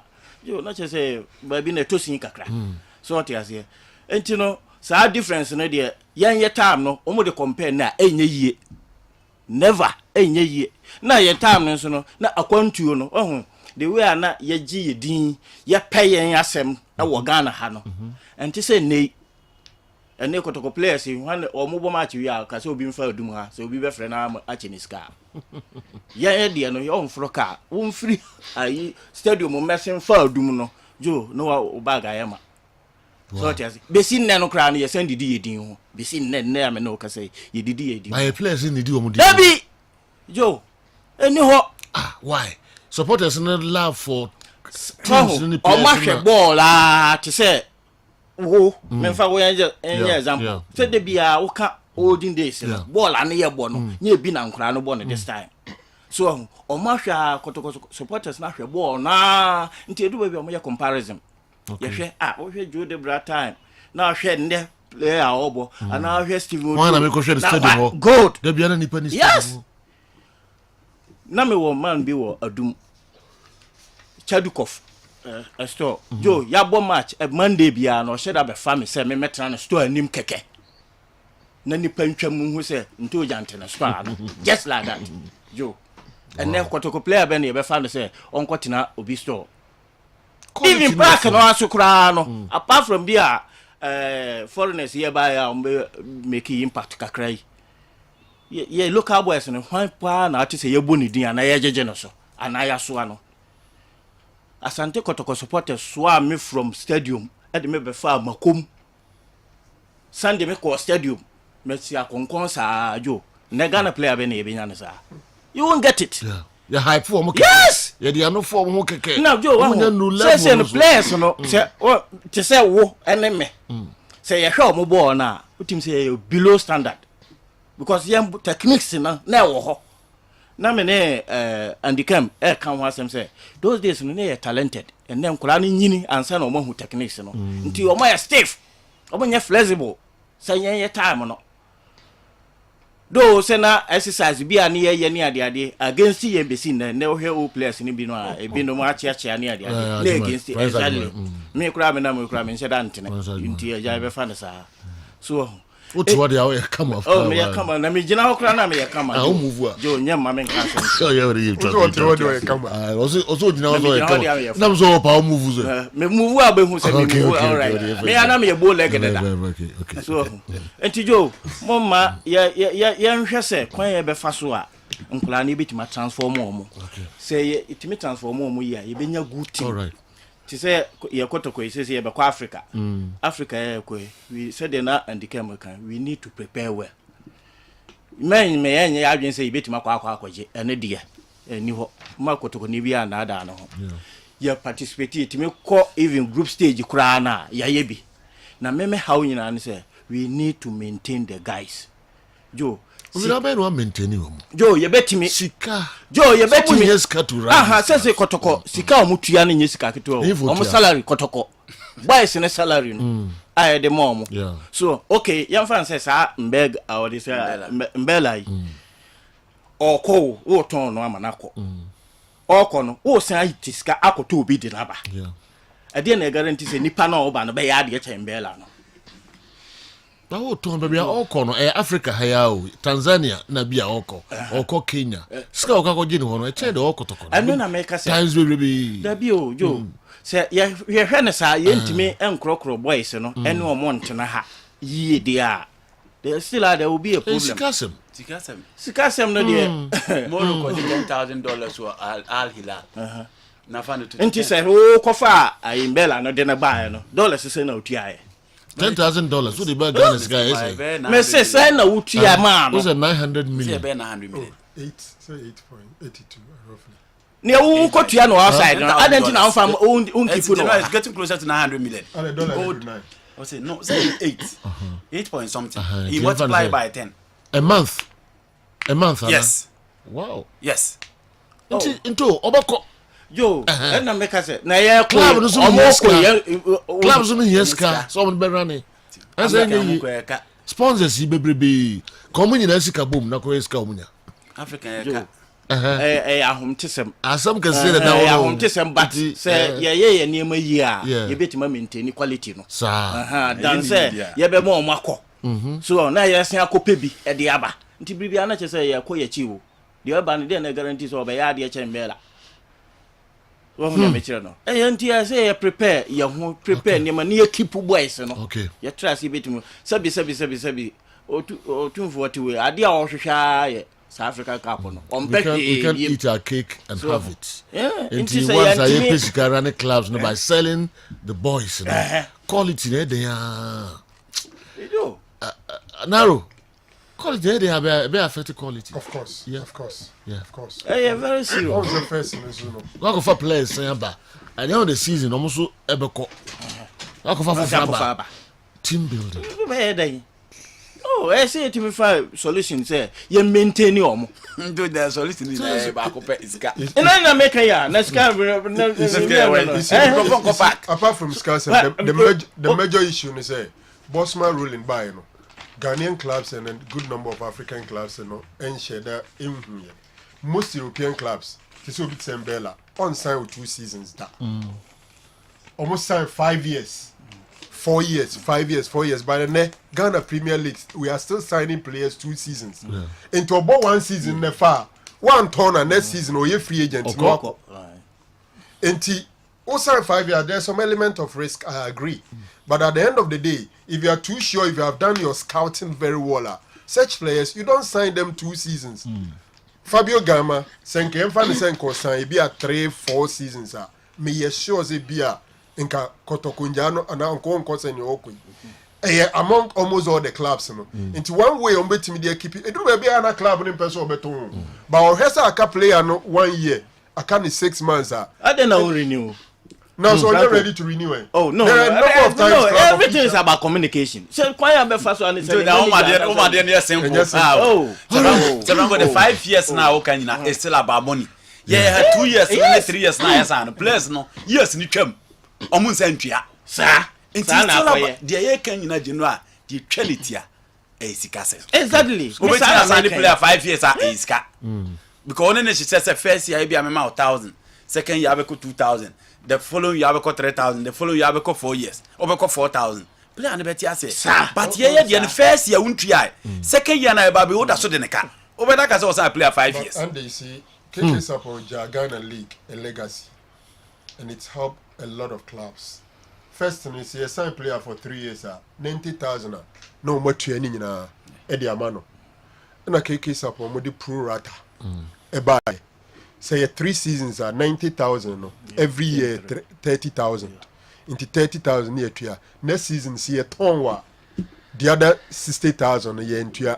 So next season no performance in Koye say mutually terminate here. We've kept that. Into with pro rata no it makes it less easier. Like Emmanuel born on yet didn't say sign 5 seasons because I'll sign 5 now. On time in Enfamano precope. I know a club that have signed a player 3 years. 1 year beyond between and cut out no muntia. Andy, you see, exceptions no. But the Eka in Africa, say me, ye capa ye the Nisi Kotokone house so. What must say? In Thomas Moka, first 11 ye key or more bench ye key no. Oni me buy against all more time na yo kotoko and it has and I need to me what's idea no that be true all the leagues you know but team bien one into those times not talent you know concentrated now kotoko ne has now not any rivalry no dear rivalry no let's look at the list of players that were called to the national team you get to know say talent you know were concentrated with kotoko more or hard to win kotoko but na Hazard can play a PA on beko akofana ba be a PA kotoko ne has beko akofana ento mu de no omu ofa yemfa ne so afa Hazard at that time and now afa 11 wonders sorry 11 wise narrow those days Kazakis 11 Messi, wives. Team Cornerstone. Bia, Kuta, Collapse. Which players were being called? Mention the club BA United. Enye easy. Now, No, what I'm saying is that Bofo in a particular season, Ebetimenya 5 stars. 5 superstars. The first Me so Betimenya be a 5 super players. Ebe we are saying nemu 2 be kokoko. And say enti sa na asema no ka say Kotoko yin first 11 na omo bench no mo ya bia no me say with Kotoko any has ba ko Bofo a yin first 11 na omo mo akire no but other clubs no me very strong. Yes, the first players be bring on and just strong. How many times did they win the league? All right. I'm questions no na ye no can crowd Emma Kessben 3.3 live or Kessben television eso sanso na Go TV channel 173 DSTV channel 1 as 364 okra we odi me madu konja say na program no kwa na nana mankwa of Adonko nana mankwa good morning that say I say $1 is 9 cedis at 9.2 cedis as of yesterday in the okra bro nana mankwa don say on $1 cedis and all quite in why you macra wala bara was says can you ball really na only says can be down and will look at football okon deep your in Sato Bible because minimum background there. All right, love and scene adwumawura enso na di we about champion Joe into Jan has spoken my mind 100%. The Coles football during their era was awesome. Ghana must go back to basics. I woke up early morning those days to see us Antico players jog at dawn. These days they train in an air-conditioned gym. The old talents were evenly spread nationwide. In the Premier League, the old talents were evenly spread nationwide in the Premier League. Live and see. Oh no, hey, Nina. And anyway, Abaminchano, okay. See, Nto Jan, Ese Ochao, Papa. Alex Asamoah Makwekwe enso we were hana ne de no waye no voice note ye Alex de Makwekwe to achia no da me ba Makwekwe de nyabotre me ba Pakaro adwoso which me friend Efia Bosia onso de we ba jo Nto Jan I used to watch him greet him for me. He was my football role model. Pakaro edwe free adwoso na abreye oye MC a onyisika nema na mode bae na mode mum sisama no na enumere no so ade aye the party obia o say on the city na it is a 1 million abitua mana on fa bia no ne na smell of ne gin na aka famano na ono so fa nkohwe na how far Pakaro if ya bosia ye to so ede amamo Didi edway enso ebai na Didi de no osisen bet power Premier League fees there be yen about first, right? Questions be brave about beguma enya sem ketwa kra o ye koba na ide ni nyina enso bremo Kumsin or immigration we immigration officer e was sunyan na say yan just one crime utie de dende e La Paz race course ye da sepa Kumsin immigration officer wo sunyan abronoma Aisha 1 good morning. Jina say nyame adom nyame ni pe bi kobi ode eye root chapter 3 verse 14 abre a day the face ampa description akofo de ba any true name Boaz any Ruth Anna Omana yes. Okay nti kofo baby awo na ne de wo ye no fa the quotation the quotation ya say okum edi ho djuma omaimu ha wo de koso ko kan Ruth 3:14 be hu say e dan edi pe face ampa uraba ne ko da ne nchen ne ade nyina madoma na ansa na akire omo ware. Oh, okay. So evidence of this premarital sex. But okoda ho se de nka be man no so nko ye na yi do okoda ho. Ndi mintimi che. Unzam ye limit. The perfume no ye no ho koda. They so mu sorry ntem. Kra. Titi woni mo sisi you. Share. Ja. All right. We the retired police. O ma ye program. Mr. Dapa. Okay. Ye be Mr. Dapa dey say be any program. Now we need a program. Share. Okay. I said we are by Adi. You know, No quotation gra wu ye say na wo de wo ye ho adwuma gra da. Yeah. Okay. Men just until 7 no there too. Because of the time. But the quotations who started your quotation what way. You go. I told you I don't know because microphone you more there. Adike. Me say that grab kasa you. Ah, man quick na marriage taba. Ono jane nsem ni minum. O di pa bro. Talent there one. Krom ha obi obaka se bi ni ha bia me ne nyage. Bi wa. Kane no. And the coach itimi coach team second round of the season no pamphlet no the ordinary 18 players go. And the coach bia on the place. Team manager on the place, team doctor on the place, CEO on the place. Can I move the nentisa? There be nentisa. And Ned and until your board, coach was already the ball. Yeah, CEO, coach did the ball. Manager members, Obia with the player. Wrong. Not going to cross. Can I nentisa? Performance. Yes. Ghana supporters glad to be in our selection. Ujinamu ball because coach there. Ujinamu ball because manager member be there. Ojinamu ball because CEO there. Go penny with there. Ya share some funny more. No more money ball.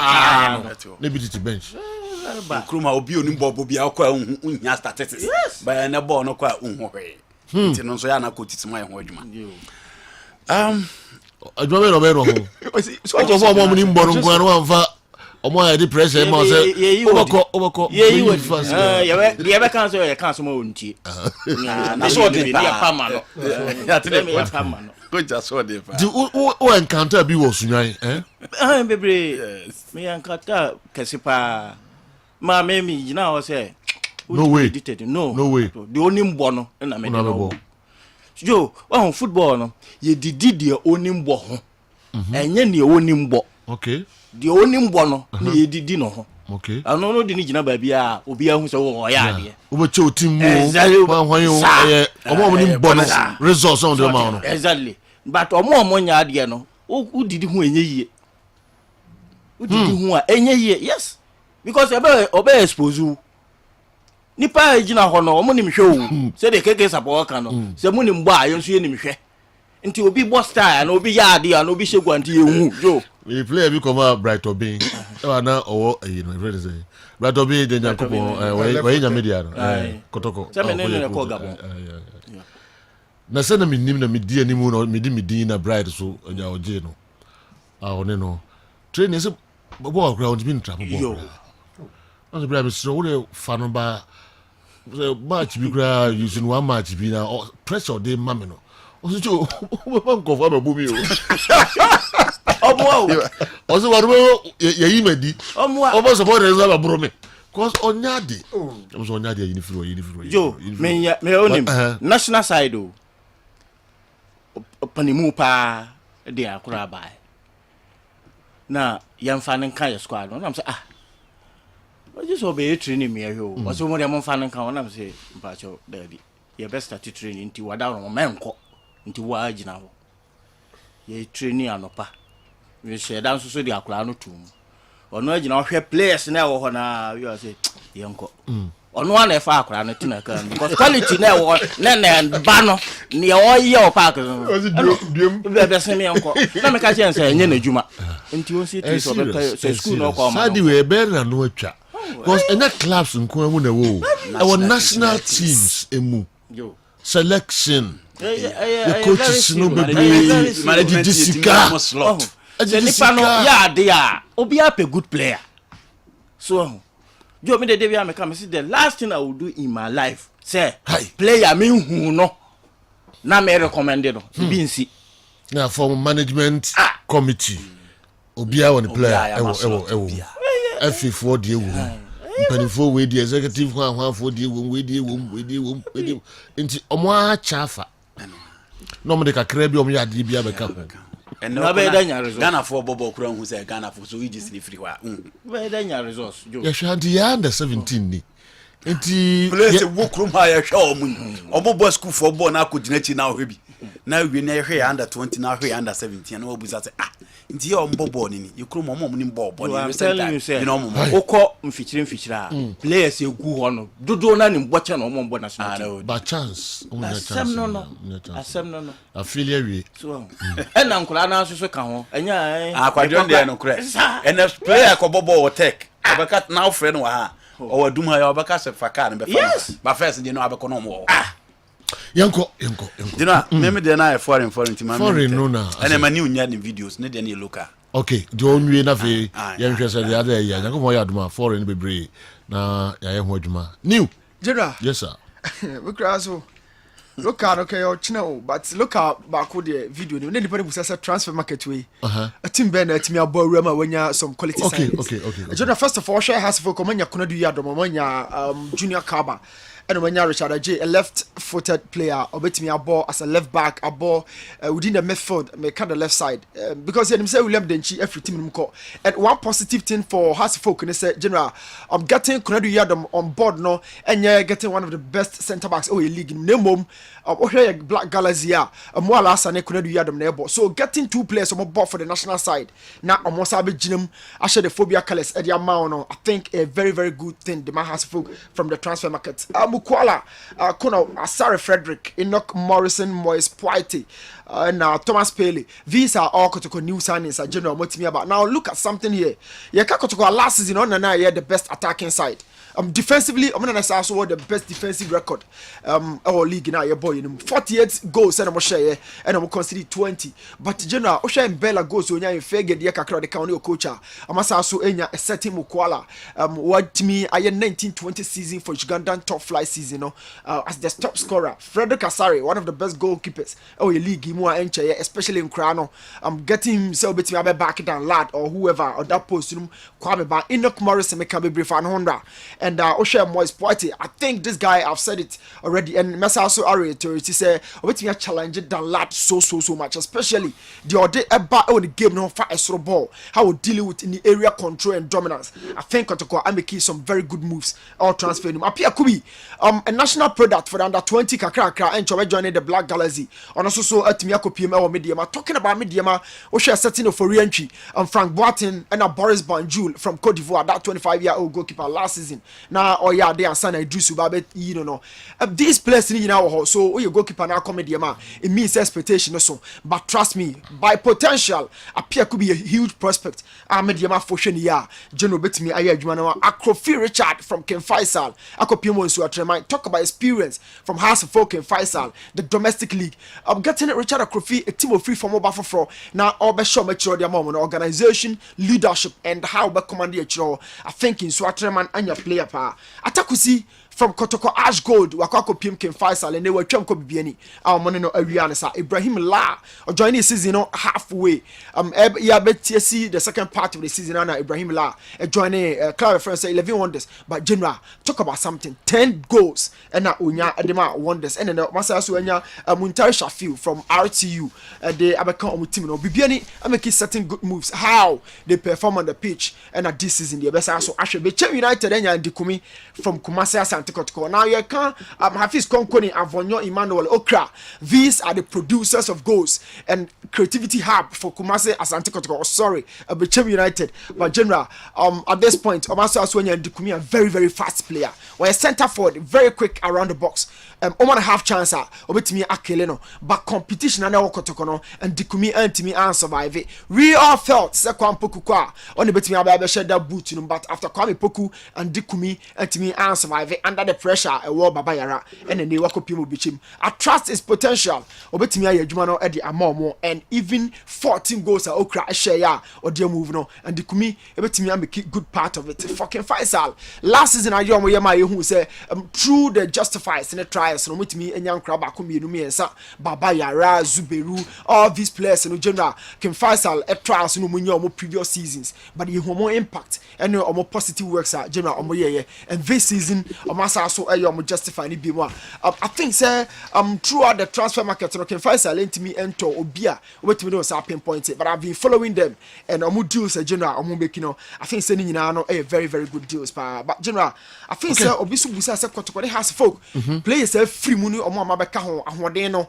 last season as compared to this season ahoden no et say way very complex and me person nyam watch na start mu bi no you be sure pa sure general and there was one question say from 1930 in Uruguay to Russia 2018 World Cup ahodo akoko okoso nyina no minyi miensa ye most fascinating e de mame and general and also me person me hwemu nyame adema ochina okay yeah that's pa Starboy hello FM mame nchao baby a wo bia uni hwe ka fa Starboy ho o time na ka say o say o be how many minutes me koto ni saka ba ese me fa calls enso about for tetro ma bi kakra ho Starboy se me kaza me kan Starboy your time na me che na de but somewhere along the line no or say no or say no or the suban ni no man getting to be say nyame a che no se ba na bri ma me kire bia bi onya Starboy ni free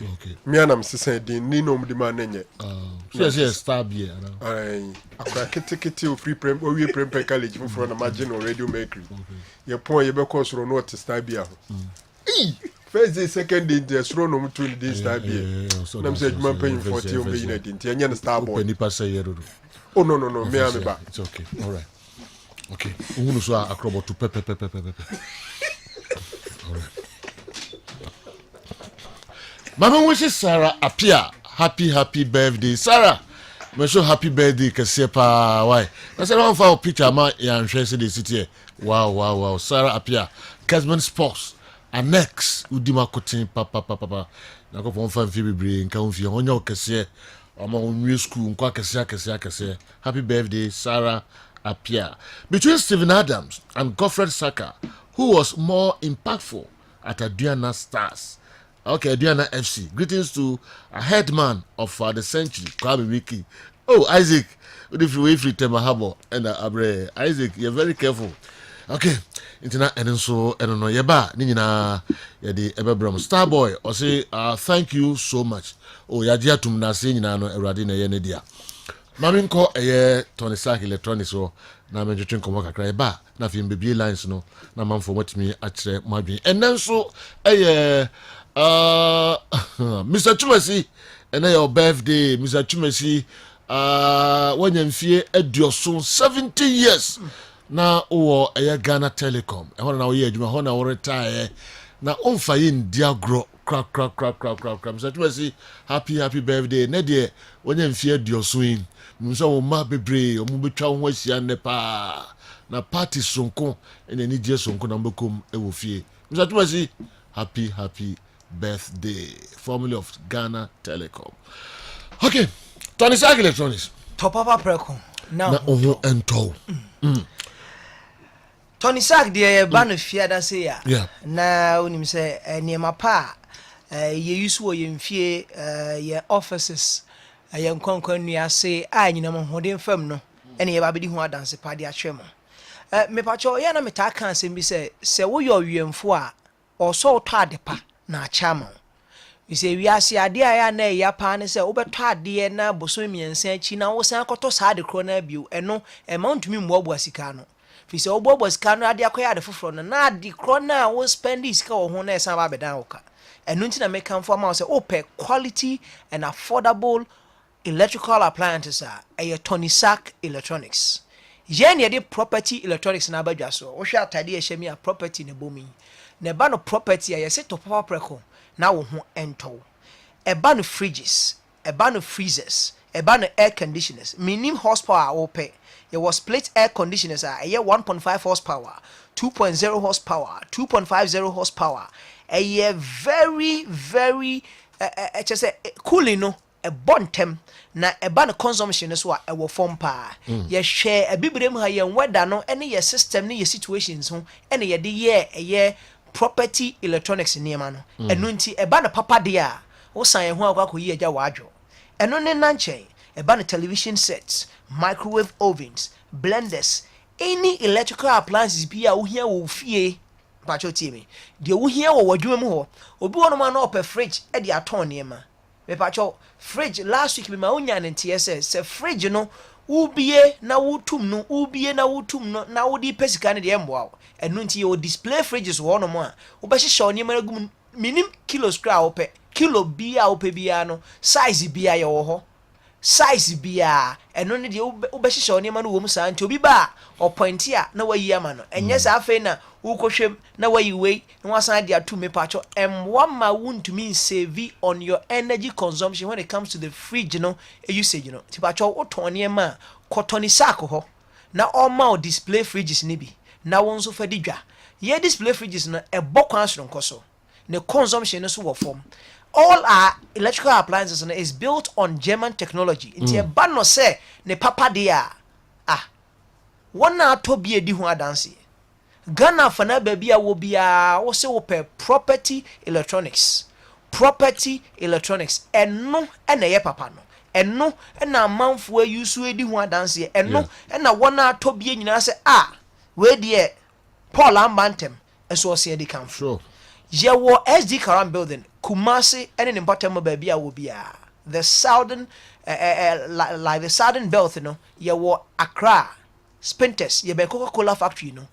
And Nash northern belt, no, so ye wa SD Karam building, Wesley Cathedral, a hona be huye. Would you fre numbers way na yambow 0204 0204 29 24 0204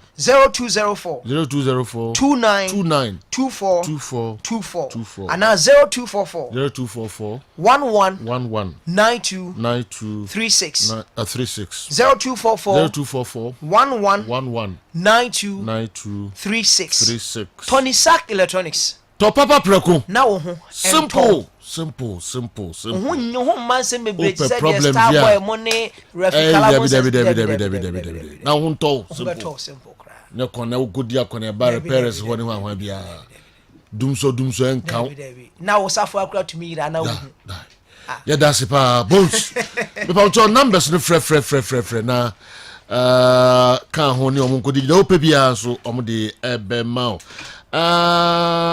Alaji Seidu Apana aka Alaji Bibiani Yankopon atwene nkwa na oye member of Asante Kotoko Club 600 osanso oye gold miner na fe timber merchant Starboy Ediba say Yankopon atwene eye Alaji Seidu Apana ne nkwa Starboy wamfa de keke ka hu nyina amre sanso ana ukọ dichem so club social club patron kese baako Sylvester Kwakubuachi ahwere ne papa opening kwadwo bechi Sylvester Nyakopon onshaw de ni abusua ni nyina Nyakopon ya adoma ochina na aye no ni ade nyina no eba so ewo duase Kenya se eyai opening kwadwo bechi a onya mfie adioso enum members nyina ebekọ na kwakugya kama why Sylvester Kwakubuachi the Champs Social Club patron bibie lines no na macheche madwen kankra 055 1444 933 with me afre na fe onso watch wadwen questions are ebaya mentimi ankan no mesremo a momfa enche breaking news epeje mu a eno na eba katechie ntiamwa 22 cities and better drum ene enyasem ketu akra yeba na ebe chichim kakra ede amamo hello sir. Good morning, boss. Hello, sir. Good morning. Yeah, it is a Tio Casafri. I'm free.